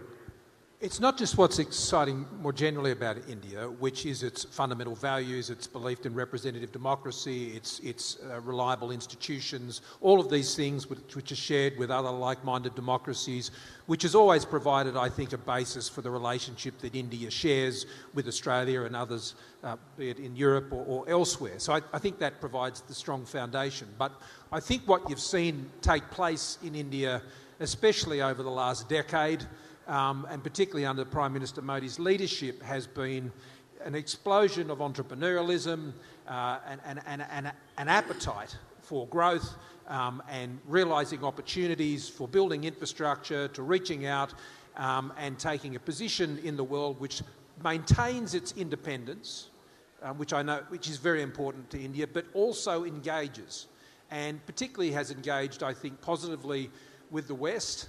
And that engagement is not seen as necessarily an alignment, but it is seen as a positive engagement that enables India to plug in and to benefit from, whether it's investment capital, whether it's education. I mean, India is now the single largest source of immigrants to Australia. When I was Immigration Minister a decade ago, that was just starting to happen. Prior to that, it was coming from other parts of the world, particularly China. It is now India and the broader subcontinent. So Australia is very much now an Indo-Pacific nation in that sense, not just a Pacific nation or an Asian nation of sorts. So I think it has been that real shift to be so proactive in the global economy. We've seen and if you look at space, for example, I think that has shown an ambition. I remember the day when the moon lander was able to be achieved, and I think the Prime Minister was in South Africa at the time, and just the look of celebration and ambition realised, and the fact that they could do it and other rivals couldn't, I think really injected a sense of pride. And that is intoxicating, it's appealing, it's attractive. And I think that is what is occurring here, and why you're seeing so many from around the world, both from a business side, an investment side, but as well, I think, in the world of diplomacy, that people want to engage and do business and be with India. Frederick Reinfeldt, India has been victim to cliches. Yes, you're the largest country, but people would call it overpopulated. We've called it a demographic dividend. That's changed. 50% of India's power as of this year is now from renewable energy. Of the 5 largest solar parks in the world, 2 are in India. We are making $20 billion of Apple iPhones now. So what was being talked about as China plus one a few years ago has happened. A lot has happened since then, tariffs and other things. What is exciting that you see about India, not as another hedge or just another opportunity, but about as a rising power that is now the 4th largest economy in the world? Yeah, alongside what Scott Morrison said, and actually the new figures coming out in Sweden, because there is a lot of crackdown in Europe on immigration. Even in Sweden now, India, people coming from India is #1 group because they come into the Swedish labour market. We link this in our mindset to digital competence, high education level, a very positive view. And I would say that this also now, if I talk to my industry entrepreneurs in Sweden, which is the country they are most now keen to come into as a new market, they would say India, because this reflects exactly what you are saying. I saw this idea to become a developed country by 2047. In part, you're already developed, exactly as you described, through a very high level on digital competence and also the introduction of a lot of renewable energy. And I made a point, exactly as you said, that I think your demography, the demographical situation, is actually somewhat better than many of the developed countries, because we are seeing in Japan, for instance, Korea, you see this in Southern Europe, a rapid decrease of population with a huge portion of very old people. That is actually also a kind of rebalancing of our economy and our labor markets, which will not happen in the short run in India in the same case. Mr. Bhattarai, you are obviously excited about a new future for Nepal. What do you find exciting about the opportunity, the development that you've seen in the past decade and a half in India? It's a transformed country. You've been coming to India for many decades, sir. What do you see that's changed that makes you go, yes, it's a beacon for the subcontinent? I feel very excited when I was entering this Bharat Mandapam in 1972. When I was studying architecture in Chandigarh, we had come here to see the huge exhibition buildings built here. Now this has been converted into a very modern and type of attractive building. So this itself showed to me India is going through a big change. This is a small example. But what I see is India with the largest population, biggest concentration of youths, and huge potential of new technology and IT manpower. I think it can leapfrog in coming decades, and Nepal can take advantage of that. That's why I've been pleading. Nepal, earlier people used to say we sandwiched between India and China. But now we are not sandwiched. We are a vibrant bridge between two big states of India and China. So if we recalibrate our foreign policy, then we can take advantage of both India and China, and Nepal can be one of the most prosperous nations by the end of the century. Let's hope. I'm glad the optimism is at least coming from this forum. I've got a couple of minutes left. And Scott Morrison, when we were conversing about why we are gathering here, and the conversation was that this part of the world needs gatherings like this, needs an opportunity to not only discuss about India and what's happening in India, but discuss the world from an Indo-Pacific forum. Where do we take forums like this? This is a very important point. A few weeks ago, I was at the Munich Security Conference, which has been going on for a long time. And provides, quite obviously, a Eurocentric discussion about what's happening in the world. Similar things happening in the United States. In the Indo-Pacific, and I think in the Indian Ocean area even more significantly, that is necessary for the dialogue, for business, investment, for governments and others to appreciate the opportunities, but also to better understand the risks and what can be done to manage those risks. I'd highlight that particularly in terms of security risks. There's been the Racina dialogue here for many years, and this dialogue, which goes beyond that and into the business space and technology and so on, I think is really important, because you need to put an Indo-Pacific lens on these global challenges. And the best place to do that, not surprisingly, is in the Indo-Pacific. Sure, they talk about it in Europe, they talk about it in the United States, they talk about it in other places, but we need to talk about it here as fellow citizens of the region. And I think particularly Australia, Japan, the United States and India through the Quad have a real important role to play to codify what these challenges are, and those four countries in particular can play a very significant role in addressing the challenges that are discussed in forums like this. So I commend NXT on doing this, and I commend the Prime Minister for supporting it in the way that he does, because with India's rise and the Indo-Pacific now sitting at the centre of geopolitical and geostrategic at ground zero now, it is not Europe anymore. It's not North America anymore. It's the Indo-Pacific that will determine the future of what happens in our world. And so we need to look at it from this lens. Frederick Reinfeldt, same question to you. Forums like this, because the objective is, of course, what we do on stage is a very small part, it's a few minutes. The fact that you all take out your time, you take flights, you come all the way and experience India, meet people, and this time, literally from all over the world. He's mentioned the Munich conference. We are all familiar with what happens in Davos. In a conversation in India, what kind of a trend that needs to be set here through NXT? Yes, but as a politician in a democracy, we know at the end of every election campaign, things become very narrow, local. What's in it for me, my family, and so on. That is understandable, but the main trend last 10, 15 years, this has become a very protectionistic, even nation-first perspective. So everyone looks at themselves, and of course, as mentioned, there are a lot of security challenges, but the risk about this is that everyone thinks it's only happening here. We are the only important one, everything is about us.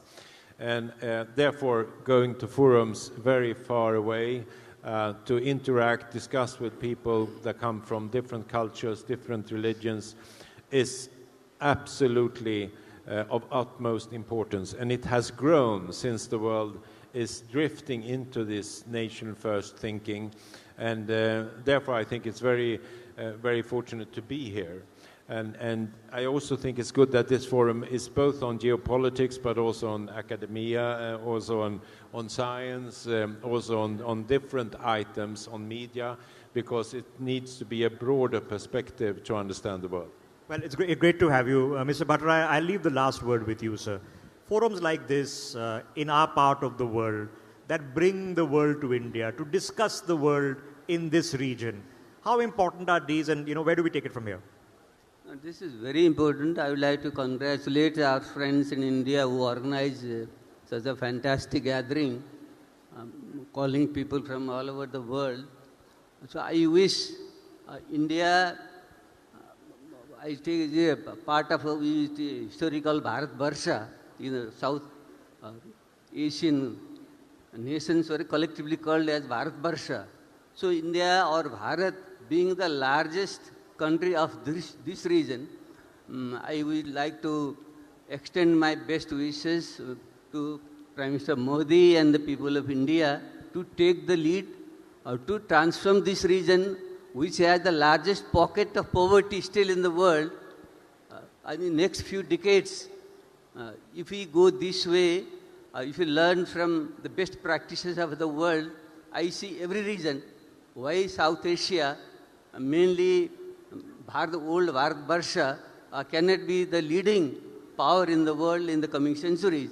The last point I want to make, this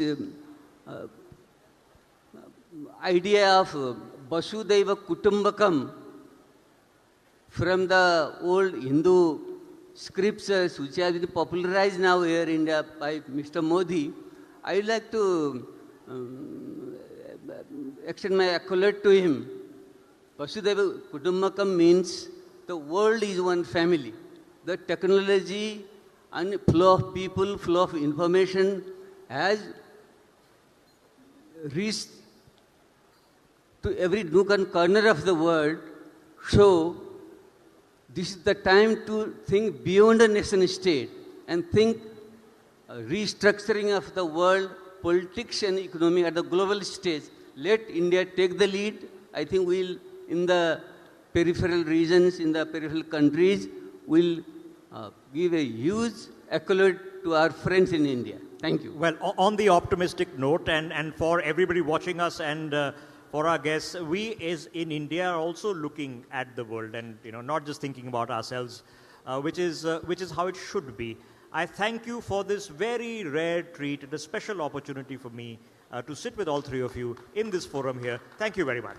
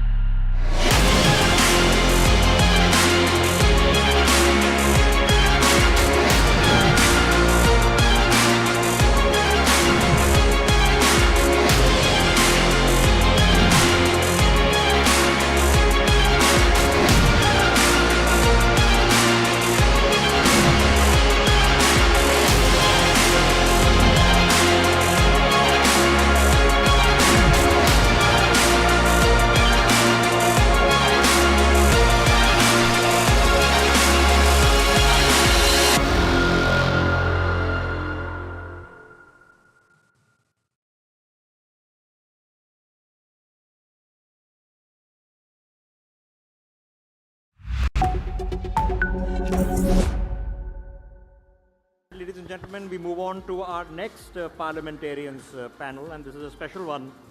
Let me invite on stage Mr. Andrei Korebenik from Estonia, Mr. Timo Haraka from Finland, Lord Ross Kemsel from the United Kingdom, the Honorable Sanjay Pereira from Sri Lanka, and our very own Member of Parliament in the Lok Sabha, Mr. Tejasvi Surya. Could we have you all on stage? My colleague and Senior Executive Editor of NewsX, Megha Sharma, will be moderating this session.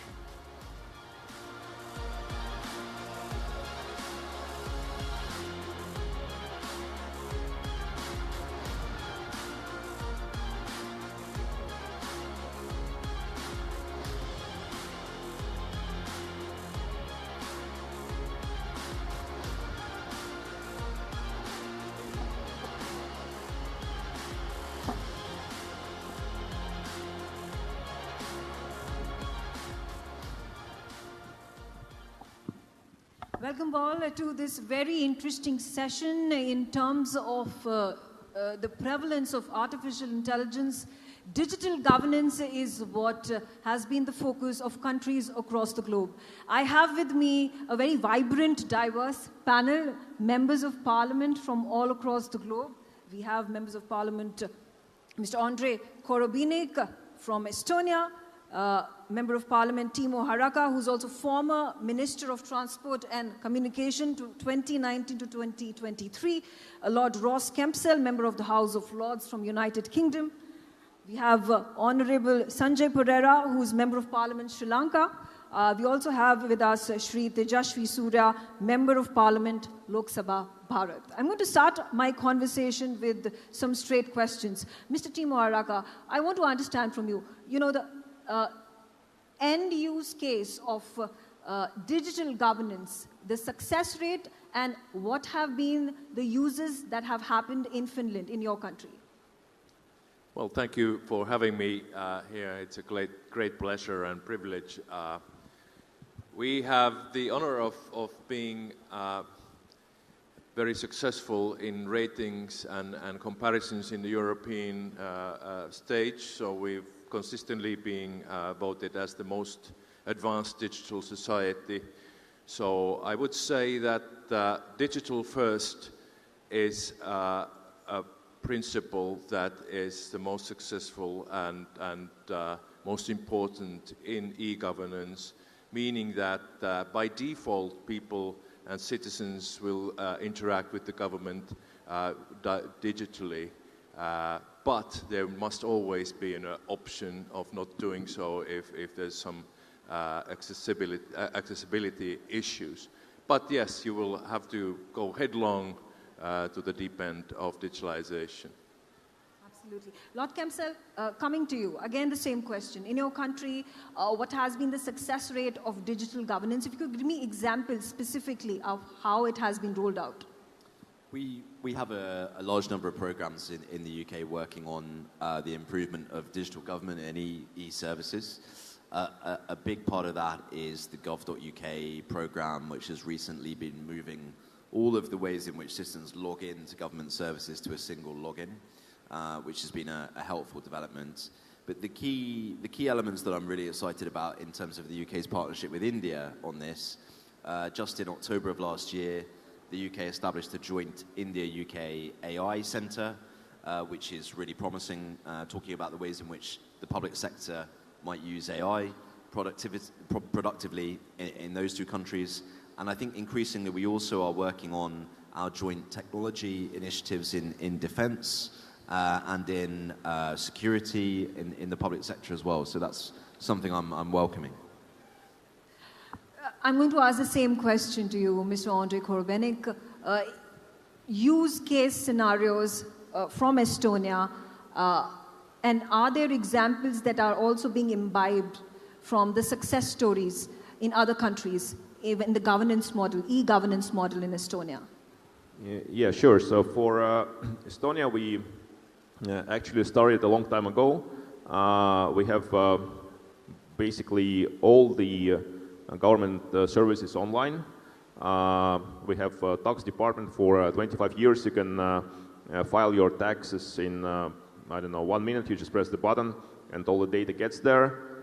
You can get married online, you can get divorced online, which is especially convenient. We exported our e-government platform to Finland, and we are really proud of that because, you know, usually it goes back way. We have online elections, so about half of people vote online and half go to the actual elections. And our challenge currently is to use AI more efficiently because AI can provide proactive solutions. So instead of like doing your business online, you can be notified about your health risks, for instance, about your opportunities of doing business, and so on and so on. So this is what is our next challenge. But this traditional e-government is quite successful in Estonia. The same question to you, Mr. Pereira. In Sri Lanka, the success rate of digital governance? Actually, becoming a e-state is a more important thing. That change has to be happen. In Sri Lanka concern, of course, we have digital centralized, and we have connected all the institutions connected to the government, all the institutions. And actually, we have government sector, of course, services for the citizens, and the payments, of course, we have digitalized at the moment. But anyway, there are more institutions has to be connected to the digital system. The other hand, of course, now by doing that, of course, our people have better service and efficiency, and past service also, that advantage is there. So as far as when compared to other countries, we have achieved about 40%. But the problem is our urban area population is only 30 to 40%, but the majority are in village area.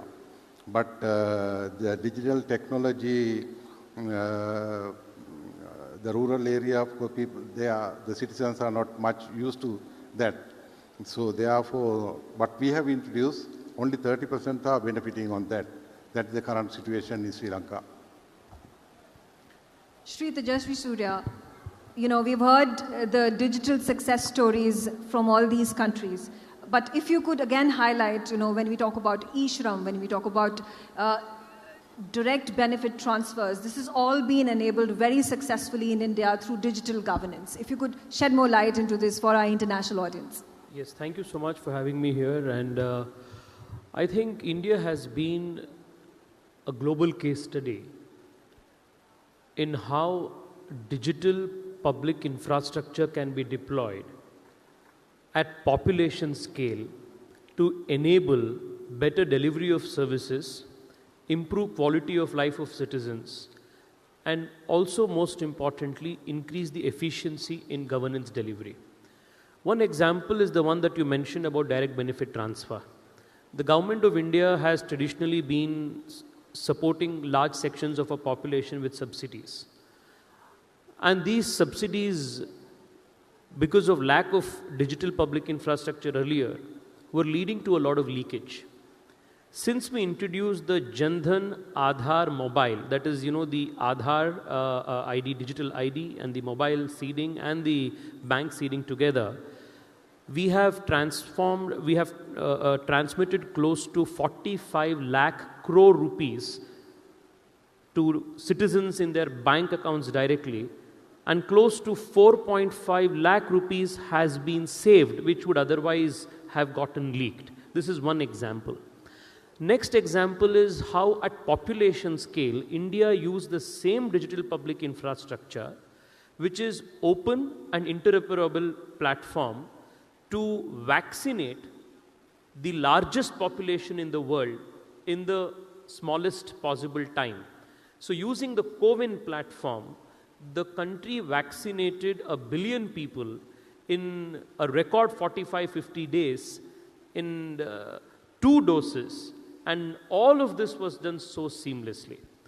The third thing that India has done extremely well is the ease of life of citizens. For example, if you were to take an Uber from here to the airport, from booking your Uber to paying the Uber driver to entering the airport with your digital DigiYatra pass to your bank transactions that enable all of this to happen, all of this done in the same open and iterable platform, which is directly increasing the quality of life of citizens. In the same way, what we have also done is build digital solutions for saving a lot of the IDs, like your passports, your driving license, all of this in the same platform called DigiLocker, which today millions of Indians are using. And this is again an indication of how India has transformed or progressed from a paper-based governance platform to a platform-based governance platform in the last 10 years. I think they're some of the most fantastic examples in India being the most populous nation. If it can be implemented at such a massive scale in India, it can be implemented across all countries in the world. Again, coming back to you, Mr. Haraka, is your country also studying global successful models like the one that Tejashwi Surya just mentioned when we talk about, direct benefit transfers that are being made, or passports that are now digital, or we talk about licenses that are digital, and some really great examples that have been given by Andre Korobenik, that you can marry online, you can divorce online, you can you can even vote online. Well, yes, and I need to highlight one service that is, I think, being very exemplary for quite some time, and that has produced the fact that 96% of Finnish people do not file a tax return because the tax authority already has the information that it needs from this person's income and deductibles, and also gives a suggestion of how what kind of tax will be paid on or returned. And so that's a vast majority chooses that option, and that means a huge saving. And I'm not sure that these kind of examples are also exportable. But what I do actually was very impressive on the Indian example is the sovereignty of these solutions. And this is something that we in Europe are increasingly now looking at. So we are looking at possibilities to build the so-called Euro stack, so we could have all the digital services from messaging all up to cloud services as sovereign European solutions, since we do not want to be dependent on certain vendors or certain countries, be they east or west. And I think this is hugely impressive in the Indian solution, that you could manage on such a scale, on such a sovereign solution. And I think it's an inspiration for all of us. Lord Kemsel again. In United Kingdom, what are the big challenges you think in being able to successfully implement e-governance? I think the biggest challenge is public sector efficiency.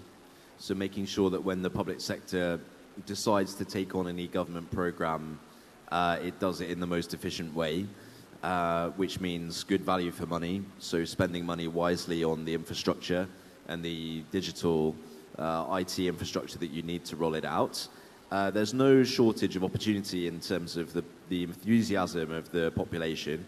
Citizens want to access e-services, and I think we do look to some of the European partners, Finland, Estonia and others preeminently, who have really implemented these technologies successfully.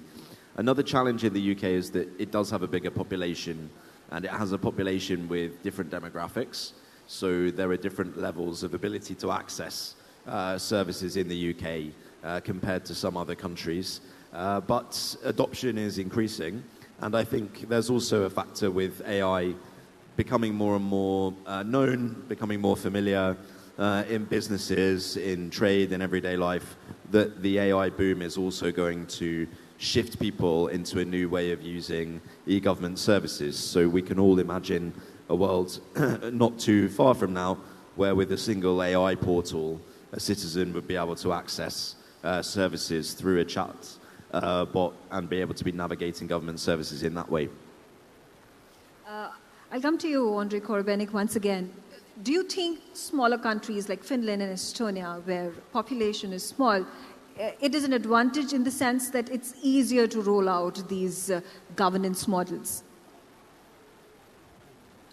Well, I personally think it's a huge disadvantage because it's not like much more expensive to build a system for a country like India. Of course, scaling up is a challenge, but the cost is not growing like proportionally, and I think those countries have a huge advantage at this point. For countries like Finland or Estonia, I think it's a good chance to become some sort of like a test bed, especially within the European Union, which is extremely highly regulated. It's really difficult actually to do innovation in the European Union nowadays. I'm not sure if that's easier for UK. You know, you got away, but Europe has challenges, and making such small countries as a platform for testing new solutions with a bit, easier regulation would be a good way. In India, I think it can be done maybe on states level, but in Europe, countries have this chance. But other.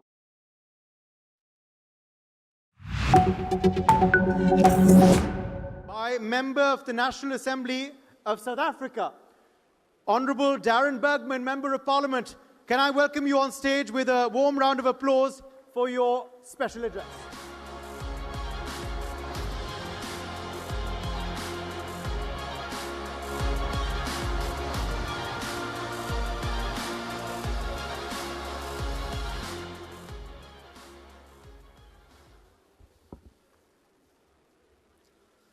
Thank you very much. Thanks for the warm welcome. The speaker earlier today, when speaking about AI, spoke about glasses, and he mentioned that he had glasses that could tell him the translation about the writing. So I was hoping that he had the glasses here so he could tell me what I wrote in my speech today.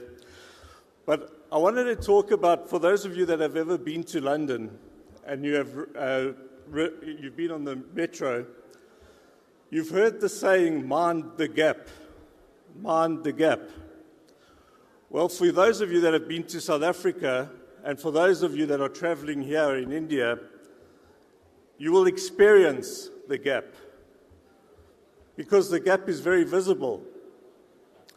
You see, in Africa and in India, the gap is between the have and those that don't have. And you can see it when you drive past and you see these beautiful buildings, you see these beautiful houses, and then you see other areas. And that today, ladies and gentlemen, is the challenge that I speak about, because my experience comes from Africa. I've come from the executive of SADC, I come from the African Liberal Network, and I can tell you that Africa is a very blessed region. It's blessed with natural resources, a balanced climate, and some of the best strategic areas of land. Africa is rich in resources and beauty, yet it has endured exploitation, corruption, and poor governance throughout its history. Slavery, colonialism, tribal wars have ensured that Africa has remained in a stagnant state of victim mentality and has a pot to be plundered from. To appease guilt, we have swallowed a lot of aid that is often swallowed way before it reaches any of the intended recipients. We have seen French, British, Portuguese seeking their new place in Africa. With aid and opportunity, the intentions have been good, to reverse decades of degradation and turn it into prosperity within just a few years of projects. But this is not sustainable, because when aid does not reach its intended target, countries are not seeing returns on their projects. More money is being spent on less, and less is being achieved. Leaders of countries and their closest allies in government continue to live completely out of touch, in stark contrast to the masses of their populations. Their children are schooled in other countries, often in Europe, and the suffering continues, and the problems continue. Conferences and organizations have been established to network governments and businesses from these countries and across Africa. They speak about ambitious opportunities and goals. However, these events become talk shops. And even more troubling is that for many reasons, not least the translation aspect, the delegates from the opposite ends of the room tend to speak past each other. In my experience, it was interesting to see some of these priorities. On the one side of the room, I would hear a person get up from Africa, and I'm sure it was no different to India. They would speak about how hungry they are. They would speak about how they need a job.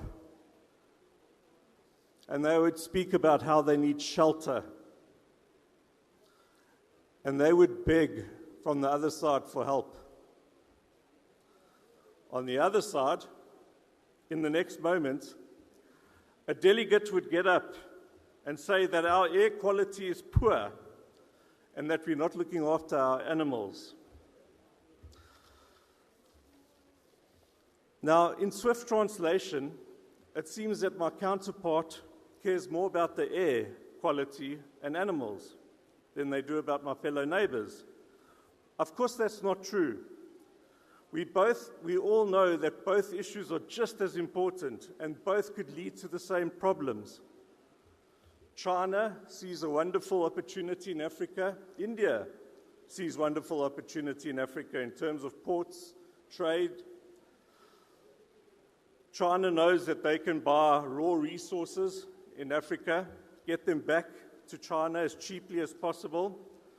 They can then manufacture them into these amazing products and then sell them back to us at four times the product, 4 times the price.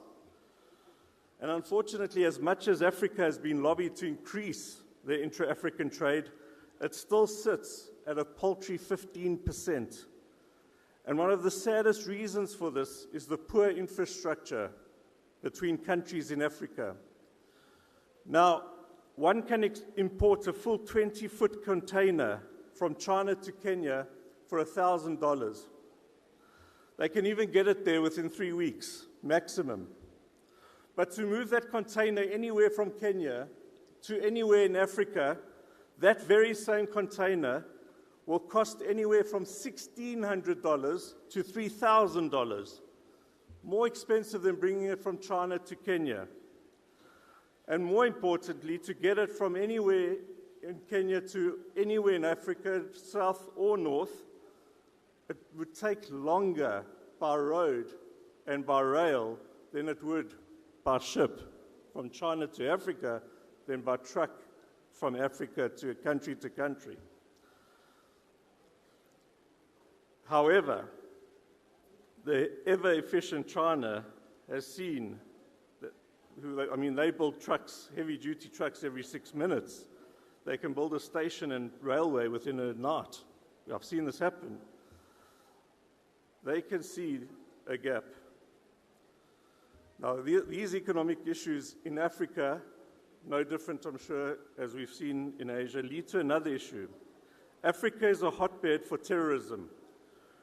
Recruitment, training, fundraising, they are easy due to the poverty and the lack of enforcement. Lack of opportunities, hunger, drought, civil war create the elements for migration, and the first destination of choice is Europe. Many countries are already circling Africa like vultures, looking for opportunities that may present themselves. And so when I talk about mind the gap, today, like a conference like this is important because I talk about solutions. And so many people spoke today about AI. So many people spoke today about the future and looking into the future. The most important thing that I heard today was the trust, cooperation, because that's what it's going to take. To close the gap, we need to look at the have and the have-nots.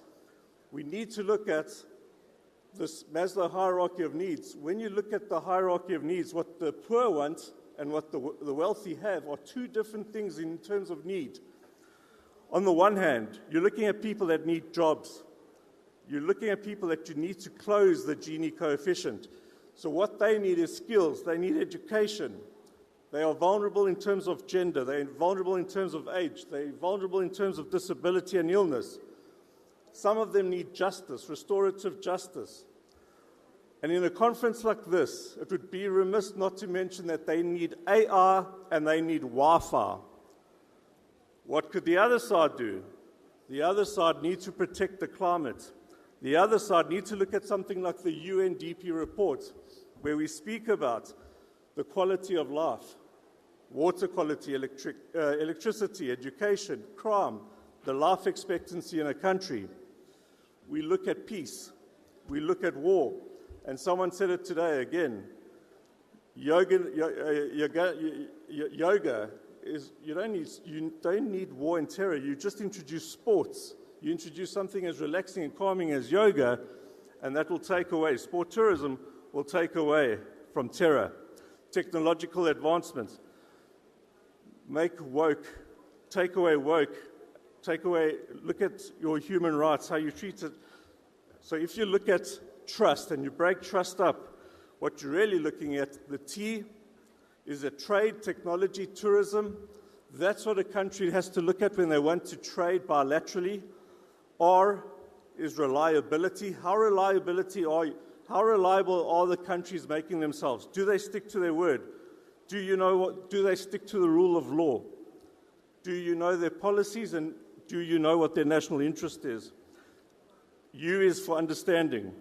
Do you know their culture? Do you know their human rights record? Do you know their degree of freedom? S is for sports, competitiveness, their culture, and synergy. And lastly, because I see my time is up, treaties, twinning, and terms. That is how you wrap that whole offering up. Multilateralism. BRICS is instead of inviting everyone into BRICS, you need to focus and use your power to increase trade, but not aid. Ladies and gentlemen, more of these conferences. Thank you very much.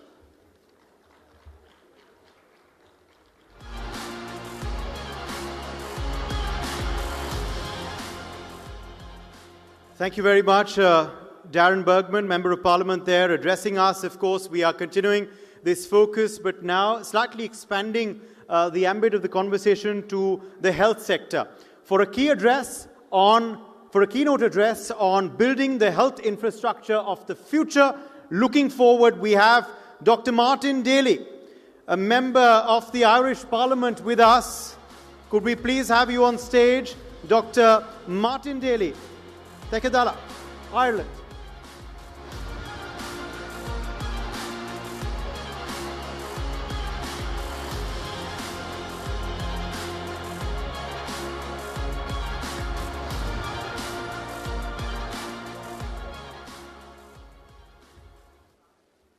Thank you, everyone, and I have to say it's a privilege to be a participant at the next summit here in Delhi. There have been many magnificent contributions, and it's been thought-provoking and certainly given us a different prism in which to view the world. There's an emerging, evolving economic challenge for governments worldwide, with increasing life expectancy and a consequent increase in non-communicable disease, such as cardiovascular disease, cancers, respiratory disease, and diabetes. Better basic healthcare, such as clean water, nutrition, housing, education, vaccination programs, and increasing wealth have contributed to this increase in life expectancy. The emerging issue of the non-communicable disease burden is manifesting itself, however, in health budgets internationally. And whilst there may be differences in the rate of progress in healthcare demand, depending on local economies, there's an inexorable incremental cost associated with non-communicable disease. This cost is sometimes viewed through the prism of an isolated health budgetary tension for governments, when its totality affects not only the health of individuals, but the social and economic well-being of societies. In this context, non-communicable diseases such as cardiovascular disease, cancers, diabetes, chronic respiratory disease, and obesity can only be managed sustainably by fundamental change in our healthcare systems. We know that non-communicable diseases kill 46 million people annually. 18 million of those people die prematurely before the age of 70. And 82% of these premature deaths occur in low and middle income countries. Of all non-communicable diseases, 73% occur in low and middle income countries. Cardiovascular disease accounts for the most non-communicable disease deaths, followed by cancers, chronic lung disease, and diabetes. And diabetes prevalence is growing globally, with 589 million cases currently, 1 in 9 of the global population, and predicted to rise to 853 million by 2050. The US spends $1 trillion on diabetic care alone annually. Tobacco use, physical inactivity, the harmful use of alcohol, unhealthy diets, and air pollution all increase the risk of dying from a non-communicable disease. And we know that prevention, screening, and early detection are vital to mitigate the human and economic cost of managing established disease and its complications.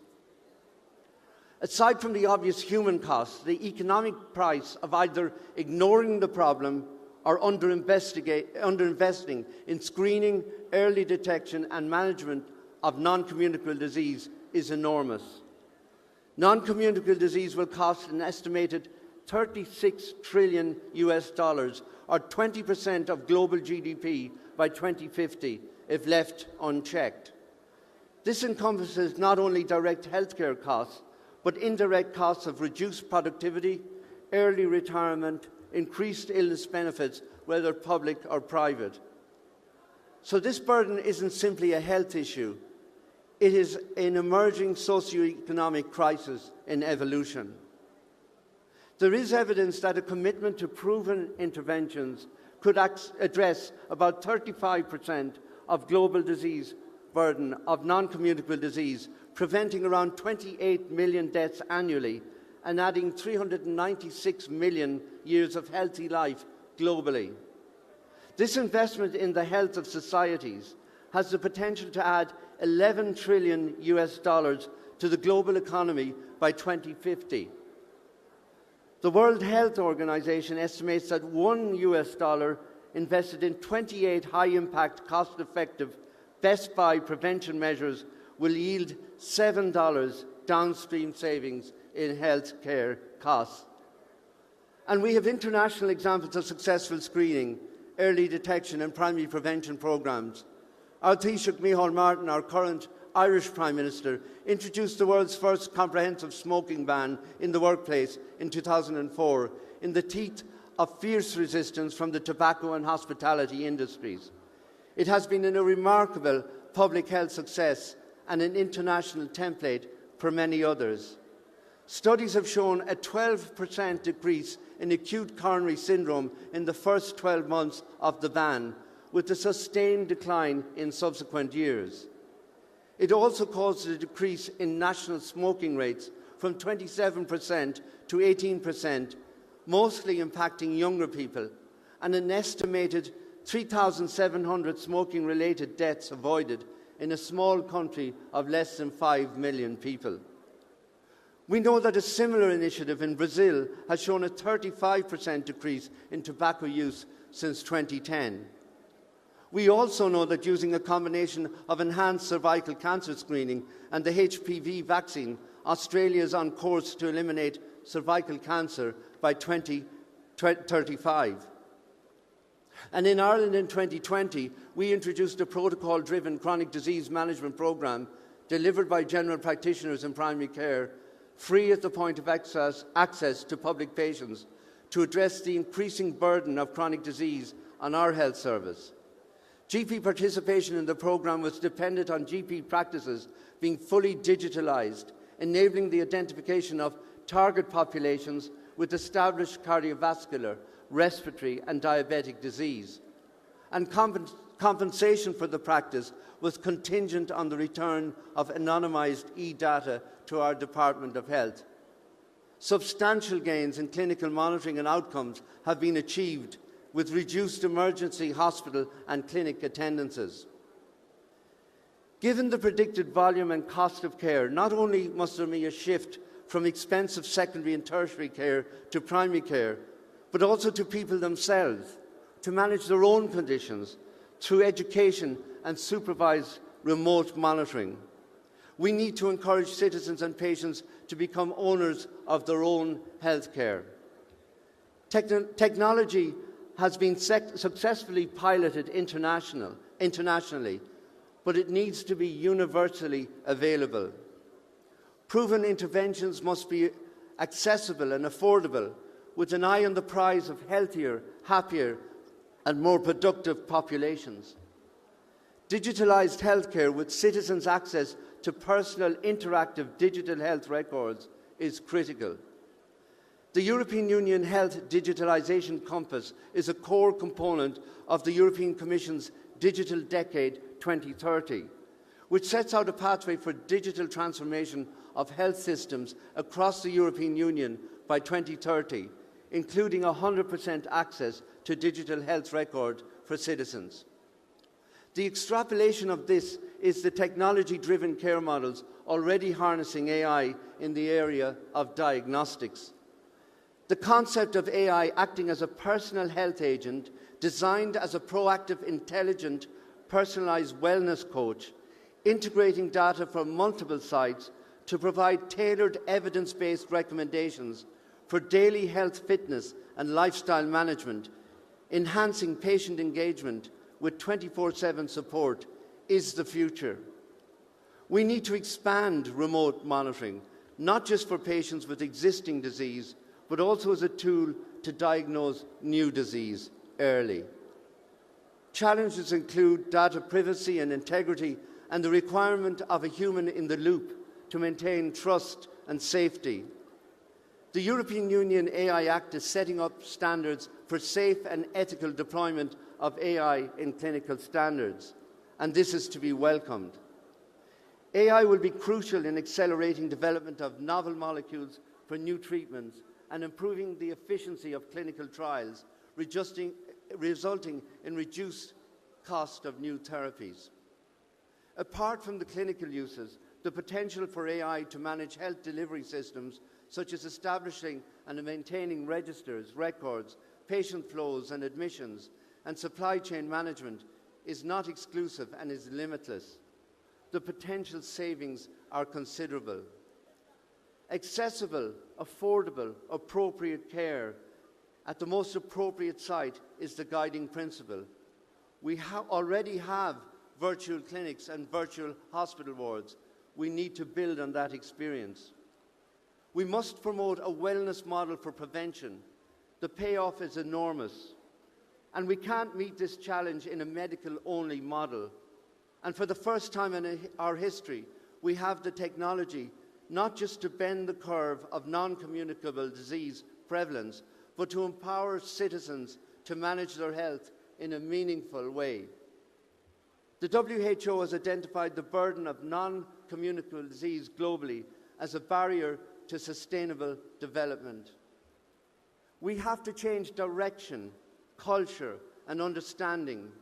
We need to embrace smart technology that brings us beyond the traditional healthcare silos and reach upstream to healthier populations and sustainable health solutions where complexity is evaluated and managed at the right time, in the right place, and at the right cost.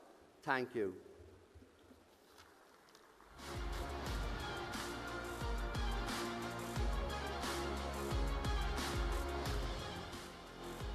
Thank you very much for that very thought-provoking address, Honourable Member of the Irish Parliament. Okay, let's continue our focus now in our very futuristic NXT segment, in which we are, of course, looking at various frontiers of the future. We are now joined for a keynote address on the next frontier for global tech and global technology and global energy.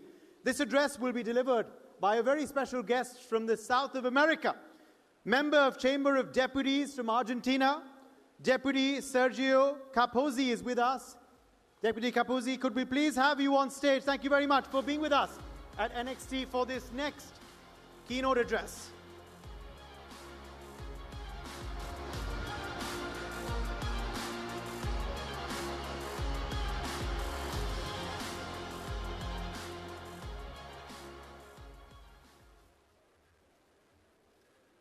Thank you.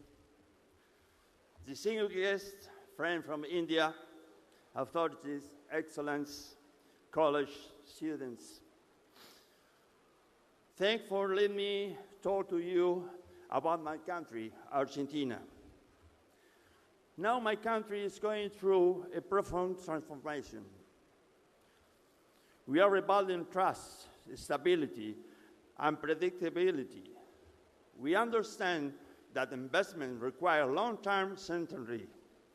Today, Argentina offers that certainty. Incentive for large investment by law, in Spanish, RIGI, Régimen de Incentivos para Grandes Inversiones, for inversions over $200 million American.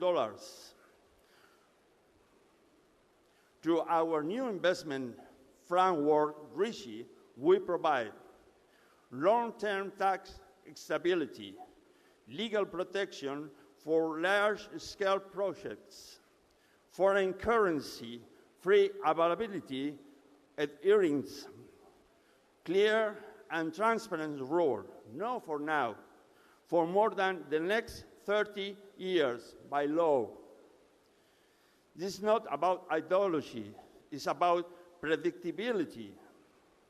Inversions needs rules, clear, safe, and strong institutions. Argentina is building thus. Argentina is not only natural resource, also is not only Lionel Messi and our national team. Of course, I want to win the next World Cup in USA. INVAP is an state-owned technology company based in Patagonia. I live in Patagonia. Has more than 50 years of experience in high complexity engineering, with many branches, nuclear research reactors in multiple countries like Nigeria, Peru, Australia, Egypt, radioisotopes production facility here in India too. More than 100 operational radio systems, satellite missions for observation and telecommunications, aircraft without pilots. But it's not theory. This is proven international experience. India is the fourth economy in the world. Argentina is member of the Mercosur with Brazil, Paraguay, and Uruguay. We just signed a free trade deal with Europe and another with USA, but it's not enough. We are ready to more trade with India, with heritage and knowledge. Argentina and India now are partnerships. Our relationship with India is already strong. In Mumbai, Argentina and India cooperate in radioisotopes production for medical use. We do not compete, we collaborate. There is a room to deepen cooperation in nuclear medicine, satellite technology, radar and airspace control, clear energy, and digital infrastructure. Of course, AI. Artificial intelligence requires energy and stability. Partners, Patagonia offers strong wind resource, hydro capacity, nuclear development, natural gas reserve, the second war all over the world in Vaca Muerta. It also offers something rare, physical security and low population density. In Patagonia, between two villas, there are more than 100 kilometers. We are presenting long-term potential built on real assets. Argentina is one of the 10 largest countries in the world by land area. Patagonia is a region comparable with size to Europe, but with few population, under 1 million people. It's vast. Cold climate and access to diverse energy matrix, include wind, solar, gas, hydro, nuclear, green hydrogen. With clear sky and this unique condition, Patagonia is the location for establishment AI technology hubs. We are ready to be partner. We offer stability, energy, engineer capability, institution, community, law, and more important, we don't have problems with our neighbors. We have in freedom and peace. We invite India and the global partners to work with us the next decades, not just for short-term business, but for long-term strategic cooperation. Namaste.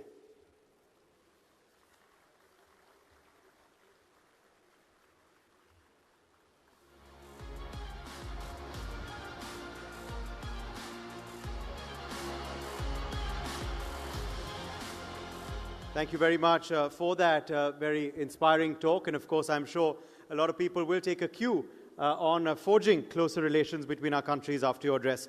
All right, moving now swiftly forward. We are quickly switching our segment now.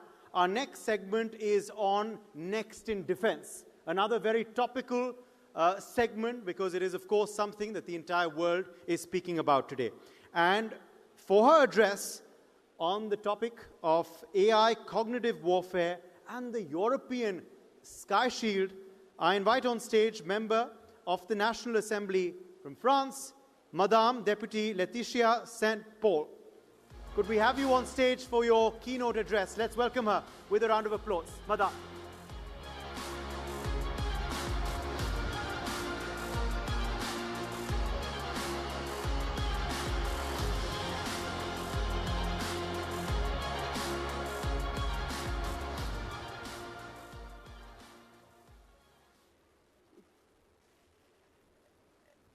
Good afternoon. It's an honor to be speaker for the NXT 2026. And thank you for your attention on this very specific topic on artificial intelligence and cognitive warfare. So why AI and cognitive warfare? If we look back at the history of cognitive warfare, there have always been spies, propaganda, manipulations, disinformation, and psychological operations. We could say that AI is just another building block, just one method among many. Astroturfing, the equivalent of a digital raid against someone, but with the aim of creating a trend, creation of fake accounts and alternative media, funding of influencers, coordinated maneuvers in the physical and virtual world, biases in algorithms. We could say that it's simply an evolution, a new tool, and this is not the conclusion I've reached. AI in this topic is a real industrial revolution. It's part of our daily lives. It's a technology accessible to all. There is an explosion in quantity and quality and a collapse in price. So it means it's an industrial revolution. For instance, on the 22nd of May 2023, an AI-generated image showing an explosion near the Pentagon spread across Twitter in a matter of minutes. This rapid dissemination caused a momentary decline in the Standard & Poor's 500 index, the leading stock market index in the US, a barometer of American economic and financial health, and by extension of the global economy, the SP 500 faltered for a few moments under the effect of a digital illusion. A simple AI-generated artifact with no material existence was enough to disrupt the global financial order. By blurring the line between reality and simulation, this episode revealed the fragility in an information ecosystem now exposed to machine-generated illusions. Through its symbolic significance, this event illustrates how AI is bringing about a genuine technological breakthrough in the conduct of cognitive warfare. By enabling the automated, credible, and massive production of narratives, it makes it possible to influence collective behavior even before any factual verification has taken place. However, by introducing spirit, algorithmic personalization, and visual simulation, AI is transforming this battle into a war of perceptions, no longer waged by human actors, but by learning systems capable of manipulating attention on a large scale. This technical shift is part of a broader cultural context, the entry of contemporary societies into the post-truth era. In this environment, emotional sincerity tends to take precedence over factual accuracy. Adherence to a message is based less on its truth value than on its ability to elicit emotion, fear, or indignation. Digital platforms, structured by recommendation algorithms, exploit precisely these emotional triggers, particularly negative emotions, to capture attention and convert it into influence. Disinformation is therefore no longer simply a lie. It has become a tool for emotional engineering.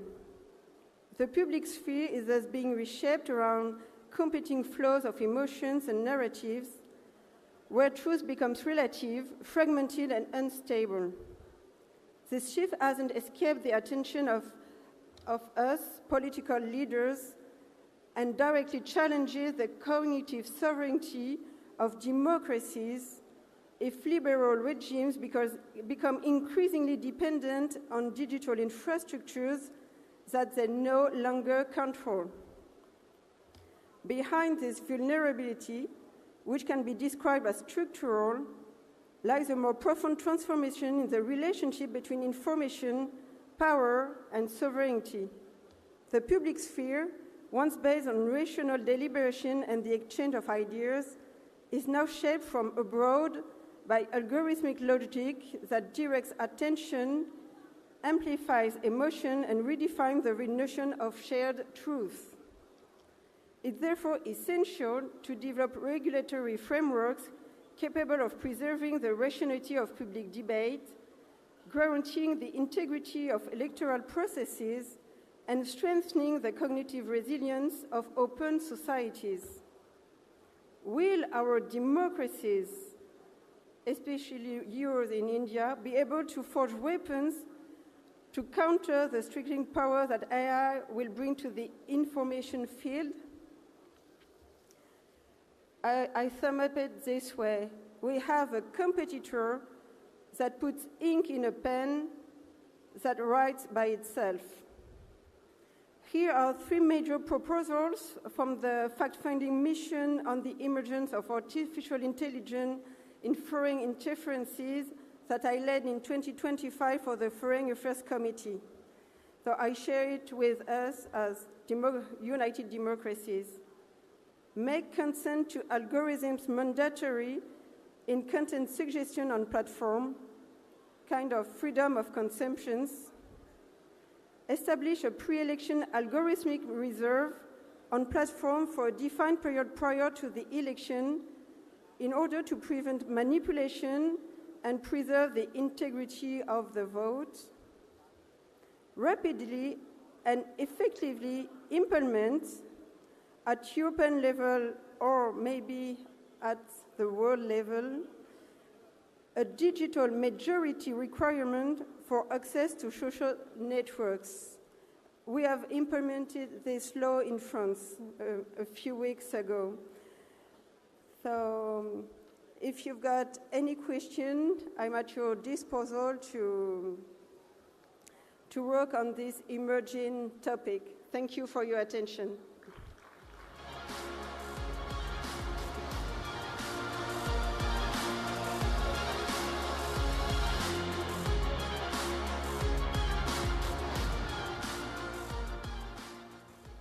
Thank you very much for your presentation, your keynote address, of course, and for addressing those various topical issues of Next in Defense. All right, we are now quickly shifting our focus back to the other buzzword of the year, that has, of course, been trade. Trade is something that we've seen being talked about all across the world. Trade agreements have also been signed. And on the, again, very, very topical, pertinent, and interesting keynote address on trade, taxation, tariffs, and the fight against smuggling as part of our NXT in Trade segment, we are very, very privileged to now be joined by member of the National Assembly of South Africa, Mr. Alan Beasley. Mr. Beasley, could we please have you on stage for your keynote address? Let's keep the applause going. We need the energy in the room to continue to grow now as the evening continues. Thank you.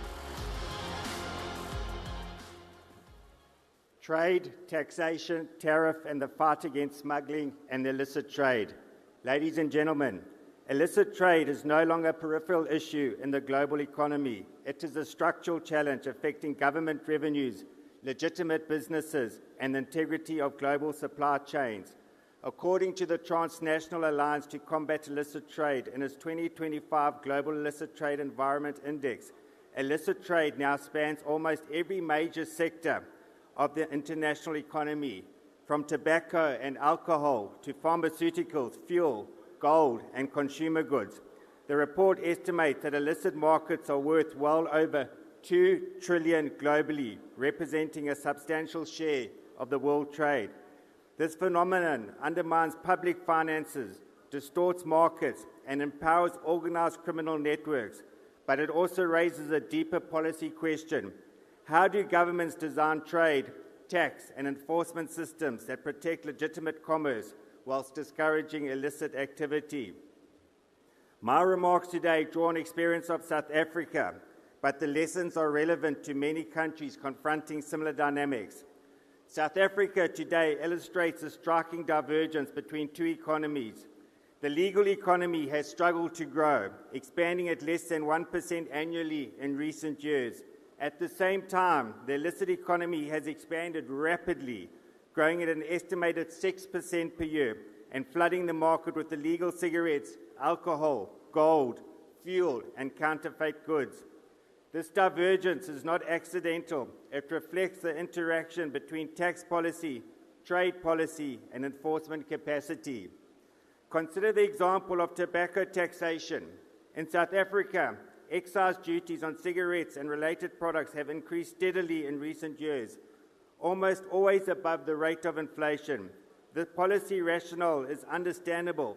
Higher taxes are intended to reduce consumption for public health reasons. However, the outcome has been quite different from what policymakers intended. A legal compliant pack of cigarettes in South Africa now sells for roughly 35 Rand, about $2 or more. Illicit cigarettes, by contrast, can be purchased for 10 Rand, or roughly $1, often in the same retail environment, they are 80% cheaper than legal products. When such a large price differential exists, the market adjusts rapidly. Consumers shift towards cheaper illicit products, while criminal networks step in to meet demand. The result is a rapid expansion of the illicit market. In fact, illicit cigarettes are now estimated to account for about 75% of total cigarette sales in South Africa. The fiscal consequences are significant. The South African government loses an estimated 100 billion, roughly $6 billion, to illicit trade across the broader economy, including alcohol, tobacco, fuel, and counterfeit goods. Even within the tobacco sector alone, excise revenues has fallen despite repeated tax increases, demonstrating the limits of relying on taxation without enforcement. But the costs extend beyond government revenue. Illicit trade undermines legitimate business and destroys jobs. A recent example illustrates this clearly. A major international tobacco manufacturer with decades-long presence in South Africa recently announced that it would cease domestic cigarette manufacturing, citing the overwhelming dominance of illicit cigarettes in the market.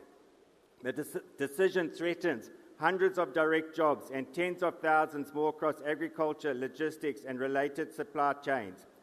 This example highlights a key principle in the fight against smuggling. Policy coherence matters.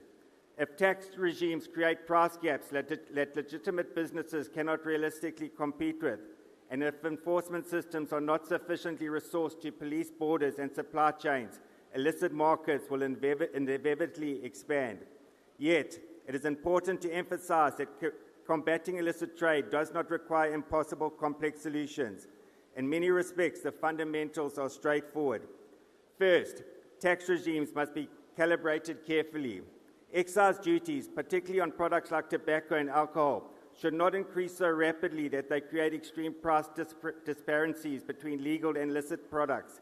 Moderating the price of increases can narrow the incentive for smuggling while persevering the viability of legitimate industries. Secondly, enforcement capacities must match policy ambition. Taxes only function effectively if governments have the institutional capacity to enforce compliance. In South Africa, this means strengthening agencies such as the South African Revenue Services, the South African Police Services, the National Prosecuting Agency, and the Border Management Authority. These institutions are responsible for policing borders, investigating criminal networks, and ensuring that tax laws are enforced through the supply chain. Third, trade infrastructure must be modernized. One of the most effective tools in combating smuggling is the deployment of modern cargo scanners at ports and border posts. Advanced container scanners, risk-based cargo inspections, and integrated customs intelligence systems dramatically improve government's ability to detect illicit shipments before they enter the domestic markets. In many developing economies, including South Africa, insufficient capacity at major ports remains a critical vulnerability that organized criminal networks exploit.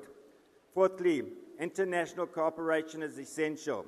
Illicit trade is inherently transnational. Smuggled goods often cross multiple jurisdictions before reaching consumers. Intelligence sharing, customs cooperation, and coordinated enforcement operations between countries are therefore essential components of any effective response. None of these measures alone is sufficient, but together they can form a coherent strategy. The central lesson is that the fight against illicit trade is fundamentally about balance. Tax policy must pursue legitimate policy objectives, whether fiscal revenue or public health, without unintentionally empowering criminal markets. Trade systems must facilitate commerce while maintaining robust safeguards against abuse. Enforcement agencies must be adequately resourced and technologically equipped to keep pace with increasingly sophisticated smuggling networks. When these elements align, legitimate businesses can compete fairly, governments can collect the revenues that they are due, and consumers can be protected from unregulated and potentially dangerous products. But when they fall out of alignment, when taxes rise faster than enforcement capacity, or when borders remain porous, while price incentives grow, illicit market and smuggling expands rapidly. The stakes are significant. illicit trade does not merely deprive government of revenue, it corrodes state institutions, undermines the rule of law, and displaces legitimate economic activity. For countries like South Africa, desperately seeking growth, investment, and job creation, allowing the illicit economy to expand unchecked is simply not sustainable. The good news, however, is that progress is possible.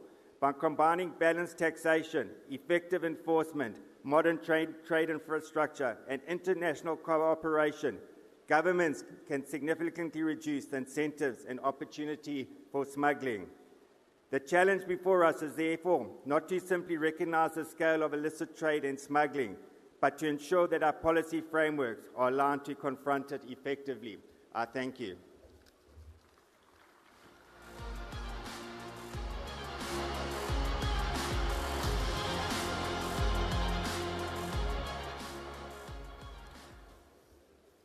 Thanks indeed for that very topical address, Alan Beasley, Honourable, of course, Member of the National Assembly of South Africa. And now it's time to move swiftly forward to our very, very special segment this evening, because our special guest at NXT 2026 is now amongst us. A very warm welcome, and could I please ask you to sound a round of applause for, of course, the Honourable Chief Justice of India, who's now with us at this August gathering, Honourable Justice Surikant. But to welcome our special guest, I would like to call on stage founder NXT and Member of Parliament Rajya Sabha, Shri Kartikeya Sharma ji. Let's keep the applause going, please.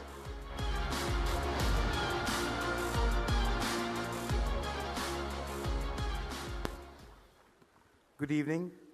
I would like to welcome the Honourable Chief Justice of India, Justice Surikant ji, for taking out time from his hectic schedule and addressing us at the NXT Summit. We are honored to have you amongst us, sir. I would also like to welcome the distinguished members of the bench and the bar, global delegates joining us for the NXT conclave. It is a profound privilege to address this assembly. NXT is not just a glimpse into the future, but a roadmap for a more equitable world. Whether we are discussing the evolution of medical diagnostics in NXT in health or decentralized systems in NXT technology, we are essentially looking at the convergence of human rights and the high-tech innovation. The Chief Justice has often reminded us that the soul of justice lies in its accessibility to the last person in the line. As we host this international dialogue here in New Delhi, it is essential to recognize that India is no longer just a participant in the global legal discourse. It is a primary architect of the digital jurisprudence that will define the 21st century. The impact of technology on the evolution of law in India has been nothing short of a silent revolution. Historically, the law moved at the pace of paper. Today, it is making rapid strides in delivering justice every day. We are witnessing a shift where technology is no longer an external impact, but an internal engine. In India, we are moving towards a framework of proactive law, where digital safeguards are embedded into our systems to prevent disputes before they arise. This evolution is particularly critical as we look at the intersection of law and other sectors. For instance, as India leads in digital health initiatives, our legal system is simultaneously evolving to address the complex ethics of data privacy and algorithmic accountability. This multidisciplinary approach ensures that our technology leaps forward, our legal protections remain robust and human-centric. To our international guests, it is important to highlight how the Indian judiciary has pioneered the use of technology to bridge the vast socio-economic gaps of 1 billion people. Under the visionary guidance of the Honourable Chief Justice of India, India has implemented the e-Courts mission, a massive digital infrastructure project that has turned geographical barriers to justice into a relic of the past. By conducting millions of virtual hearings, Indian courts have ensured that a citizen in a remote village has the same seat at the table of justice as the resident of the capital. We have deployed AI tools like SUVAS, which translates complex legal judgments into various regional Indian languages, ensuring that law speaks the language of the people. These are not merely administrative upgrades, they are profound democratic reforms designed to reduce pendency and make justice a tangible reality for every Indian, regardless of their location or literacy levels. In the new global order, the evolution of law must confront a world where power is increasingly algorithmic and borders are increasingly digital. The rise of a decentralized technologies and global data flow is challenging this traditional law of the land. We are entering an era where we must protect not just the physical territory, but the digital sovereignty of our citizens. This brings us to the fundamental question for this international audience: will technology make laws borderless? While the delivery of the justice remains a sovereign duty of the nation state, we are seeing a regulatory convergence. Whether we are in New Delhi, Brussels, or Washington, we are moving towards a shared legal language regarding AI ethics and data protection. India is at the forefront of this, advocating for a global digital constitution that respects national sovereignty while ensuring a universal standard of fairness and transparency. As we navigate this NXT frontier, our commitment remains to the human heart of the judicial process. Justice Suryakanji has eloquently noted that while a machine can process data and highlight inconsistencies, it cannot replicate the human conscience. In India, our digital transformation is guided by this very principle. Technology must be a force multiplier for empathy, not a replacement for it. We seek to create a system where judiciary, the bar, and the administration move in perfect harmony, a four-wheel journey towards a future where justice is not a distant destination, but a constant, accessible, and affordable presence in the lives of all citizens. It is through dialogues like this that the new ideas are forged, partnerships are strengthened, and the pathways to a more responsive and future-ready justice system begin to merge. The next summit is envisioned as a precisely such platform, where thought leaders, jurists, innovators, and policymakers come together to shape the contours of the future that lies ahead. May the conversations we begin here today help build a world where innovation and justice advance together for the benefit of all. With that, I warmly welcome all of you to the NXT Conclave. Thank you very much.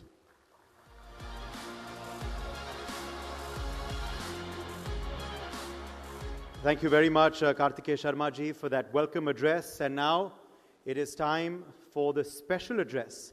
I humbly invite on stage to address this august gathering, Honorable Justice Suryakant, Chief Justice of India. Could we please have you on stage? Let's please have a loud round of applause, ladies and gentlemen, for the Chief Justice of India.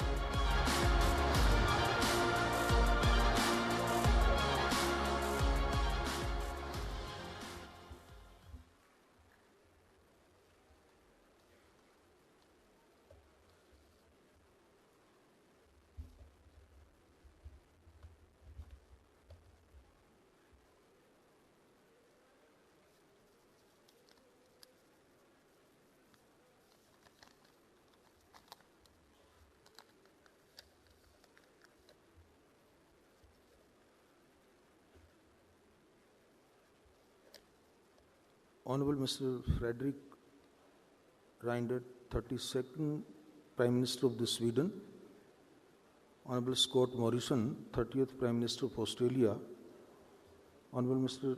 Shri Baburam Bhattarai, 36th Prime Minister of Nepal,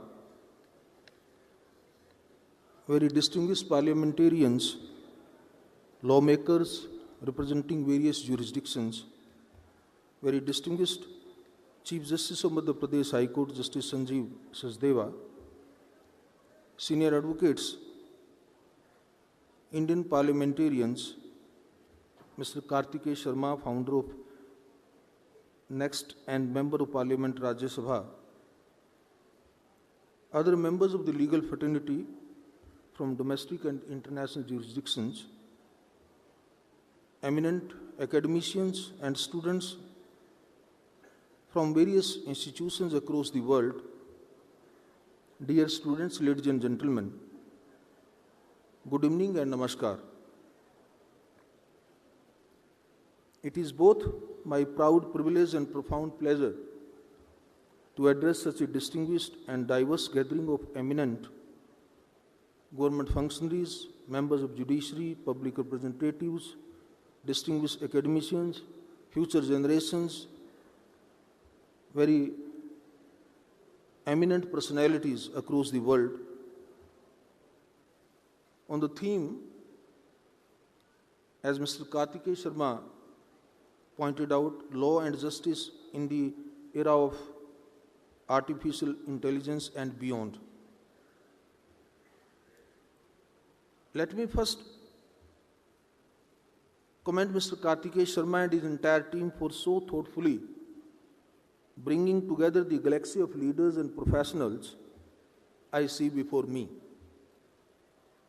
The breadth of experience and perspectives represented in this assembly reflects the complexity of the subject before us today.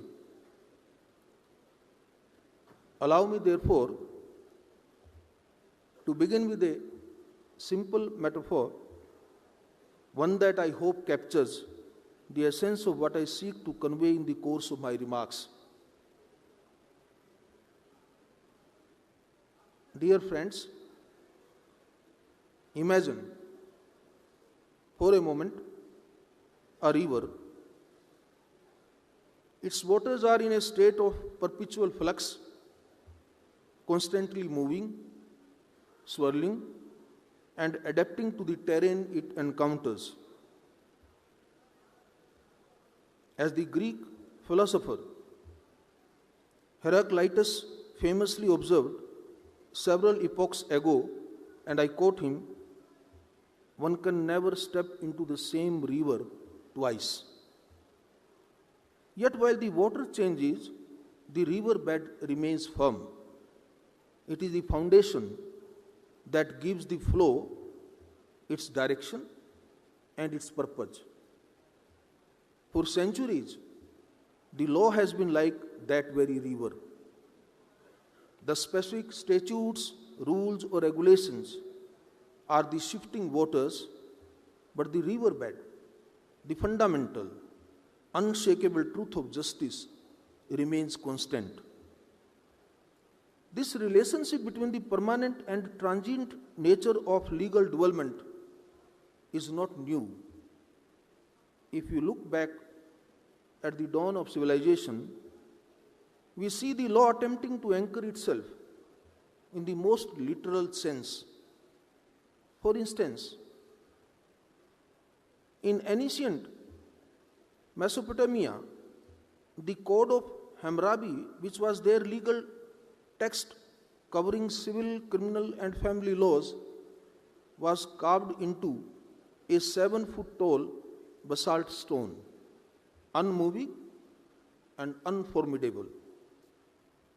In our heritage, Dharmashastras inscribed onto palm leaf manuscripts viewed that law was not merely a set of human dictates, but as a cosmic order that sustains the very universe. The Earth Shastra, another wonderful book of ancient times defining various aspects of law, which is an ancient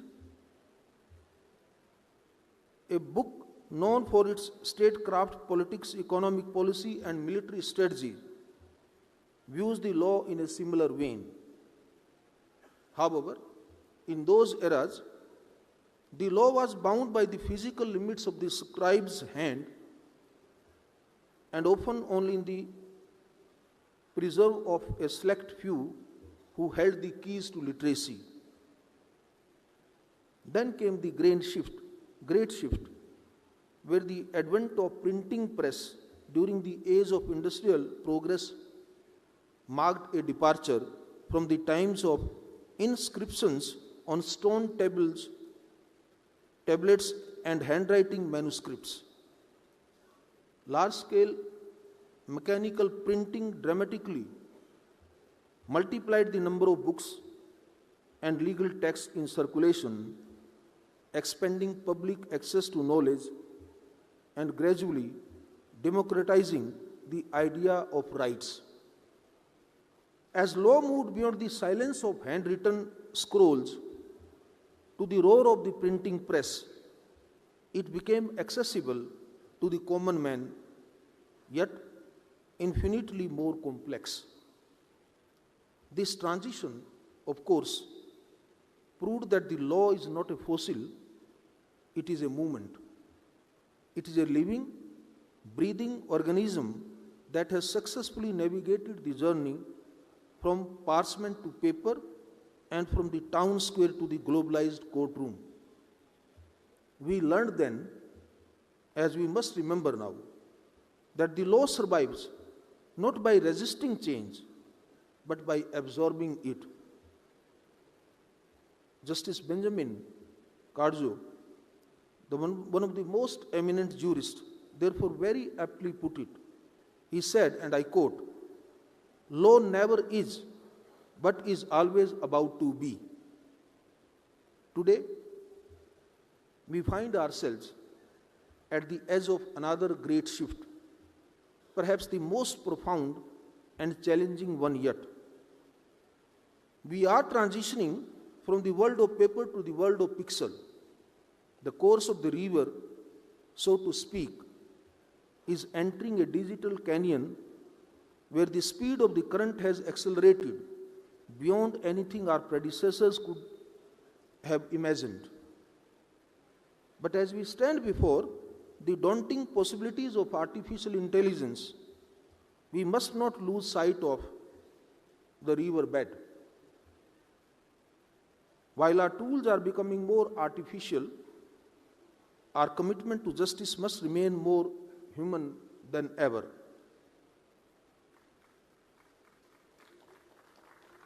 In the Indian context, this transition has resembled less a cautious reform and more a quiet yet transformative shift. It was only a matter of time before our halls of justice, long recognized by the rustle of paper and the weight of physical dossiers, began to accommodate the silent and instantaneous flow of digital data. Today, technology forms the very pulse of our institution. The e-courts project stands as the cornerstone of the metaforces. From the automation of filings to the use of artificial intelligence in research and analytics, technology today permeates every layer of legal functioning. The endeavor, however, has consistently been to ensure that technology is harnessed in a manner that meaningfully assists every stakeholder within the justice delivery system. If one considers the impact that technology has brought upon the judiciary and court administration, it has significantly enhanced efficiency and institutional coordination. Case management systems, electronic registers, and digital filing platforms now allow the life cycle of a petition to be tracked across the country, enabling us to identify systemic bottlenecks and areas where the process moves more freely. The National Judicial Data Grid stands as a notable example of this foresight. Not long ago, a notion of a real-time public dashboard displaying pendency across thousands of court complexes would have seemed improbable. Yet, today, it is a living reality that reminds us that while the waters of technology are rising, we have spent years carefully building the vessel that will carry us through them. For members of the bar, the integration of technology presents both challenge and opportunity. Automation has reduced the burden of routine clerical work, enabling practitioners to devote greater attention to client engagement, legal strategy, and drafting. Lawyers today benefit from access to sophisticated legal databases AI-assisted research tools, and extensive digital libraries that earlier generations could scarcely have imagined. In fact, advocates practicing in smaller towns and rural regions are no longer constrained by the logistical disadvantages that once set them apart from their metropolitan counterparts. Finally, when we turn to the most important stakeholders in the judicial system, the citizens themselves, technology has opened doors and were difficult to access. Online grievance portals, virtual lok adalats, and digital legal aid services have now brought the justice system closer to the common citizen. Litigants are now able to track the progress of their case online, access essential legal information, and in appropriate matters, they can resolve disputes through digital mediation. The experience of virtual hearings illustrates this transformative vividly. By conducting millions of hearings through video conferencing, the Supreme Court of India, the High Courts, and also the district courts at the grassroots level have very successfully demonstrated that the authority of law is not diminished by a digital interface, provided the quality of deliberation remains uncompromised. For many marginalized groups, including women, the elderly, and the persons with disabilities, the shift proved especially significant as the journey to a courtroom had often been a formidable barrier for them. The practical effects of these reforms are visible today. A citizen in Kashmir, Kerala, or Nagaland can approach the Supreme Court of India without the necessity of being physically present in Delhi and may participate in proceedings virtually whenever required. Indeed, a third of the matter before my court are now conducted virtually, reflecting a meaningful reduction in geographical barriers, litigation costs, and obstacles to accessing justice. Further, the live streaming of court proceedings now allows citizens to participate and observe how the court engages with arguments and how judicial deliberations unfold. This measure has strengthened transparency, fostered a more informed public understanding of the judicial process, and helped dispel the misconception that the judiciary functions behind closed doors. More recently, the Supreme Court E-Committee has initiated Phase 3 of the E-Court projects, which has formally begun the process of digitizing the entire court record and making e-filing and e-payments a reality across all court complexes in the country. As we continue to navigate this digital stream, we are beyond cognizant that we have arrived in this age of artificial intelligence. To some, this may feel like a storm gathering on the horizon. To others, it appears to be the dawn of a new capability. But my dear friends, in the world of law, we must remember an old piece of wisdom that says, and I quote, "You cannot stop the wind, but you can build windmills." Our task is thus not to retreat from this advancement, but to harness its energy into a structured, responsible framework that serves the ends of justice. Within the Indian judiciary, this transition is already reflected in several pioneering initiatives that are setting important benchmarks.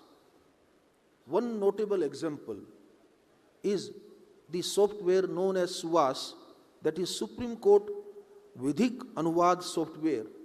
This is an artificial-driven translation tool that advances the core objective of access to justice. in a country as linguistically diverse as India, the language of the law has often posed barrier. SUVAS, the software which I am talking, seeks to bridge this divide by translating complex judicial decisions into 16 regional languages. In doing so, it enables a farmer in rural Tamil Nadu or a small trader in West Bengal to read a Supreme Court judgment in their own mother tongue and understand the reasoning that underlines it.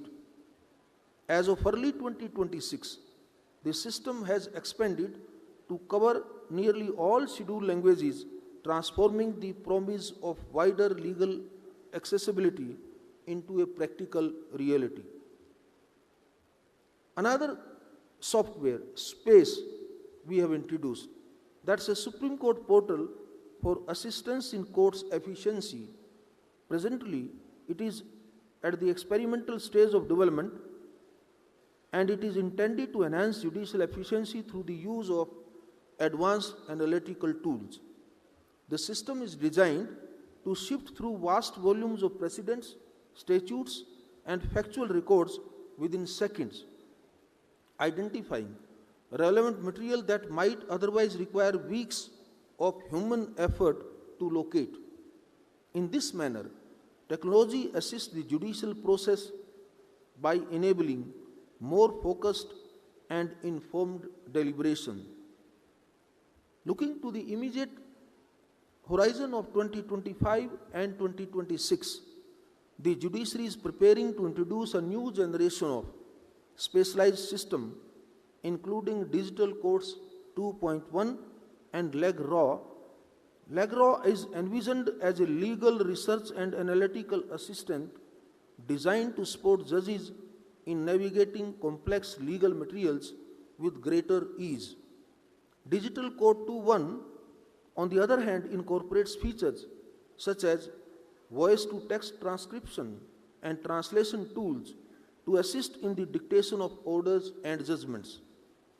At the same time, newer e-filing modules are being developed with AI capabilities that can detect technical defects at the point of submission, such as missing annexes or inconsistencies with pleadings.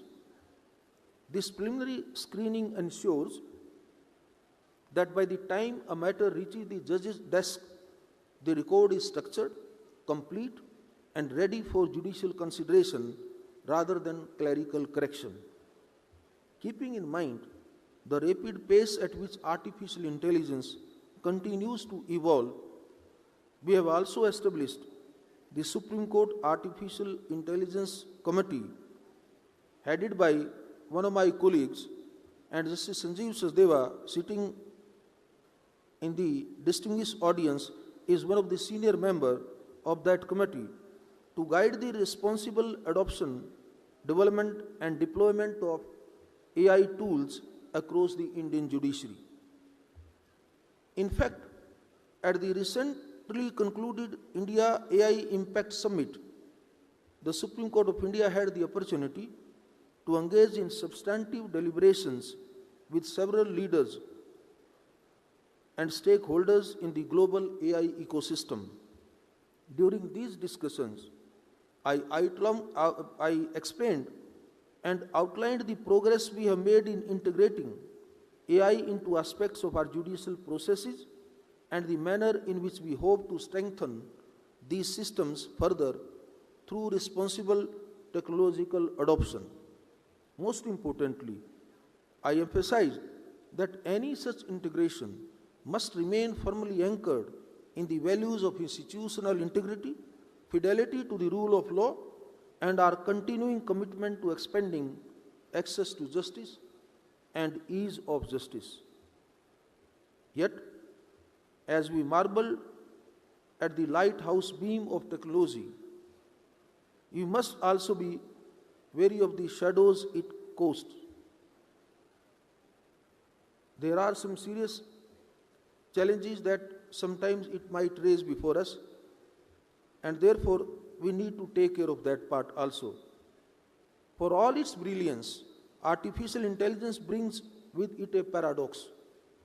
It can provide an answer with lightning speed, but it often cannot provide a reason. This is what has often been termed as black box problem. In our courts, justice is not merely a mathematical output. It must rest upon careful reasoning and principled legal analysis. If an algorithm cannot account for the logic that leads to its conclusion, it falls short of a central requirement of our legal tradition, namely that justice must not only be done, but must be demonstrably done through a transparent and reasoned order. What I seek to emphasize is that artificial intelligence cannot replace the human judgment that lies at the heart of the justice delivery system.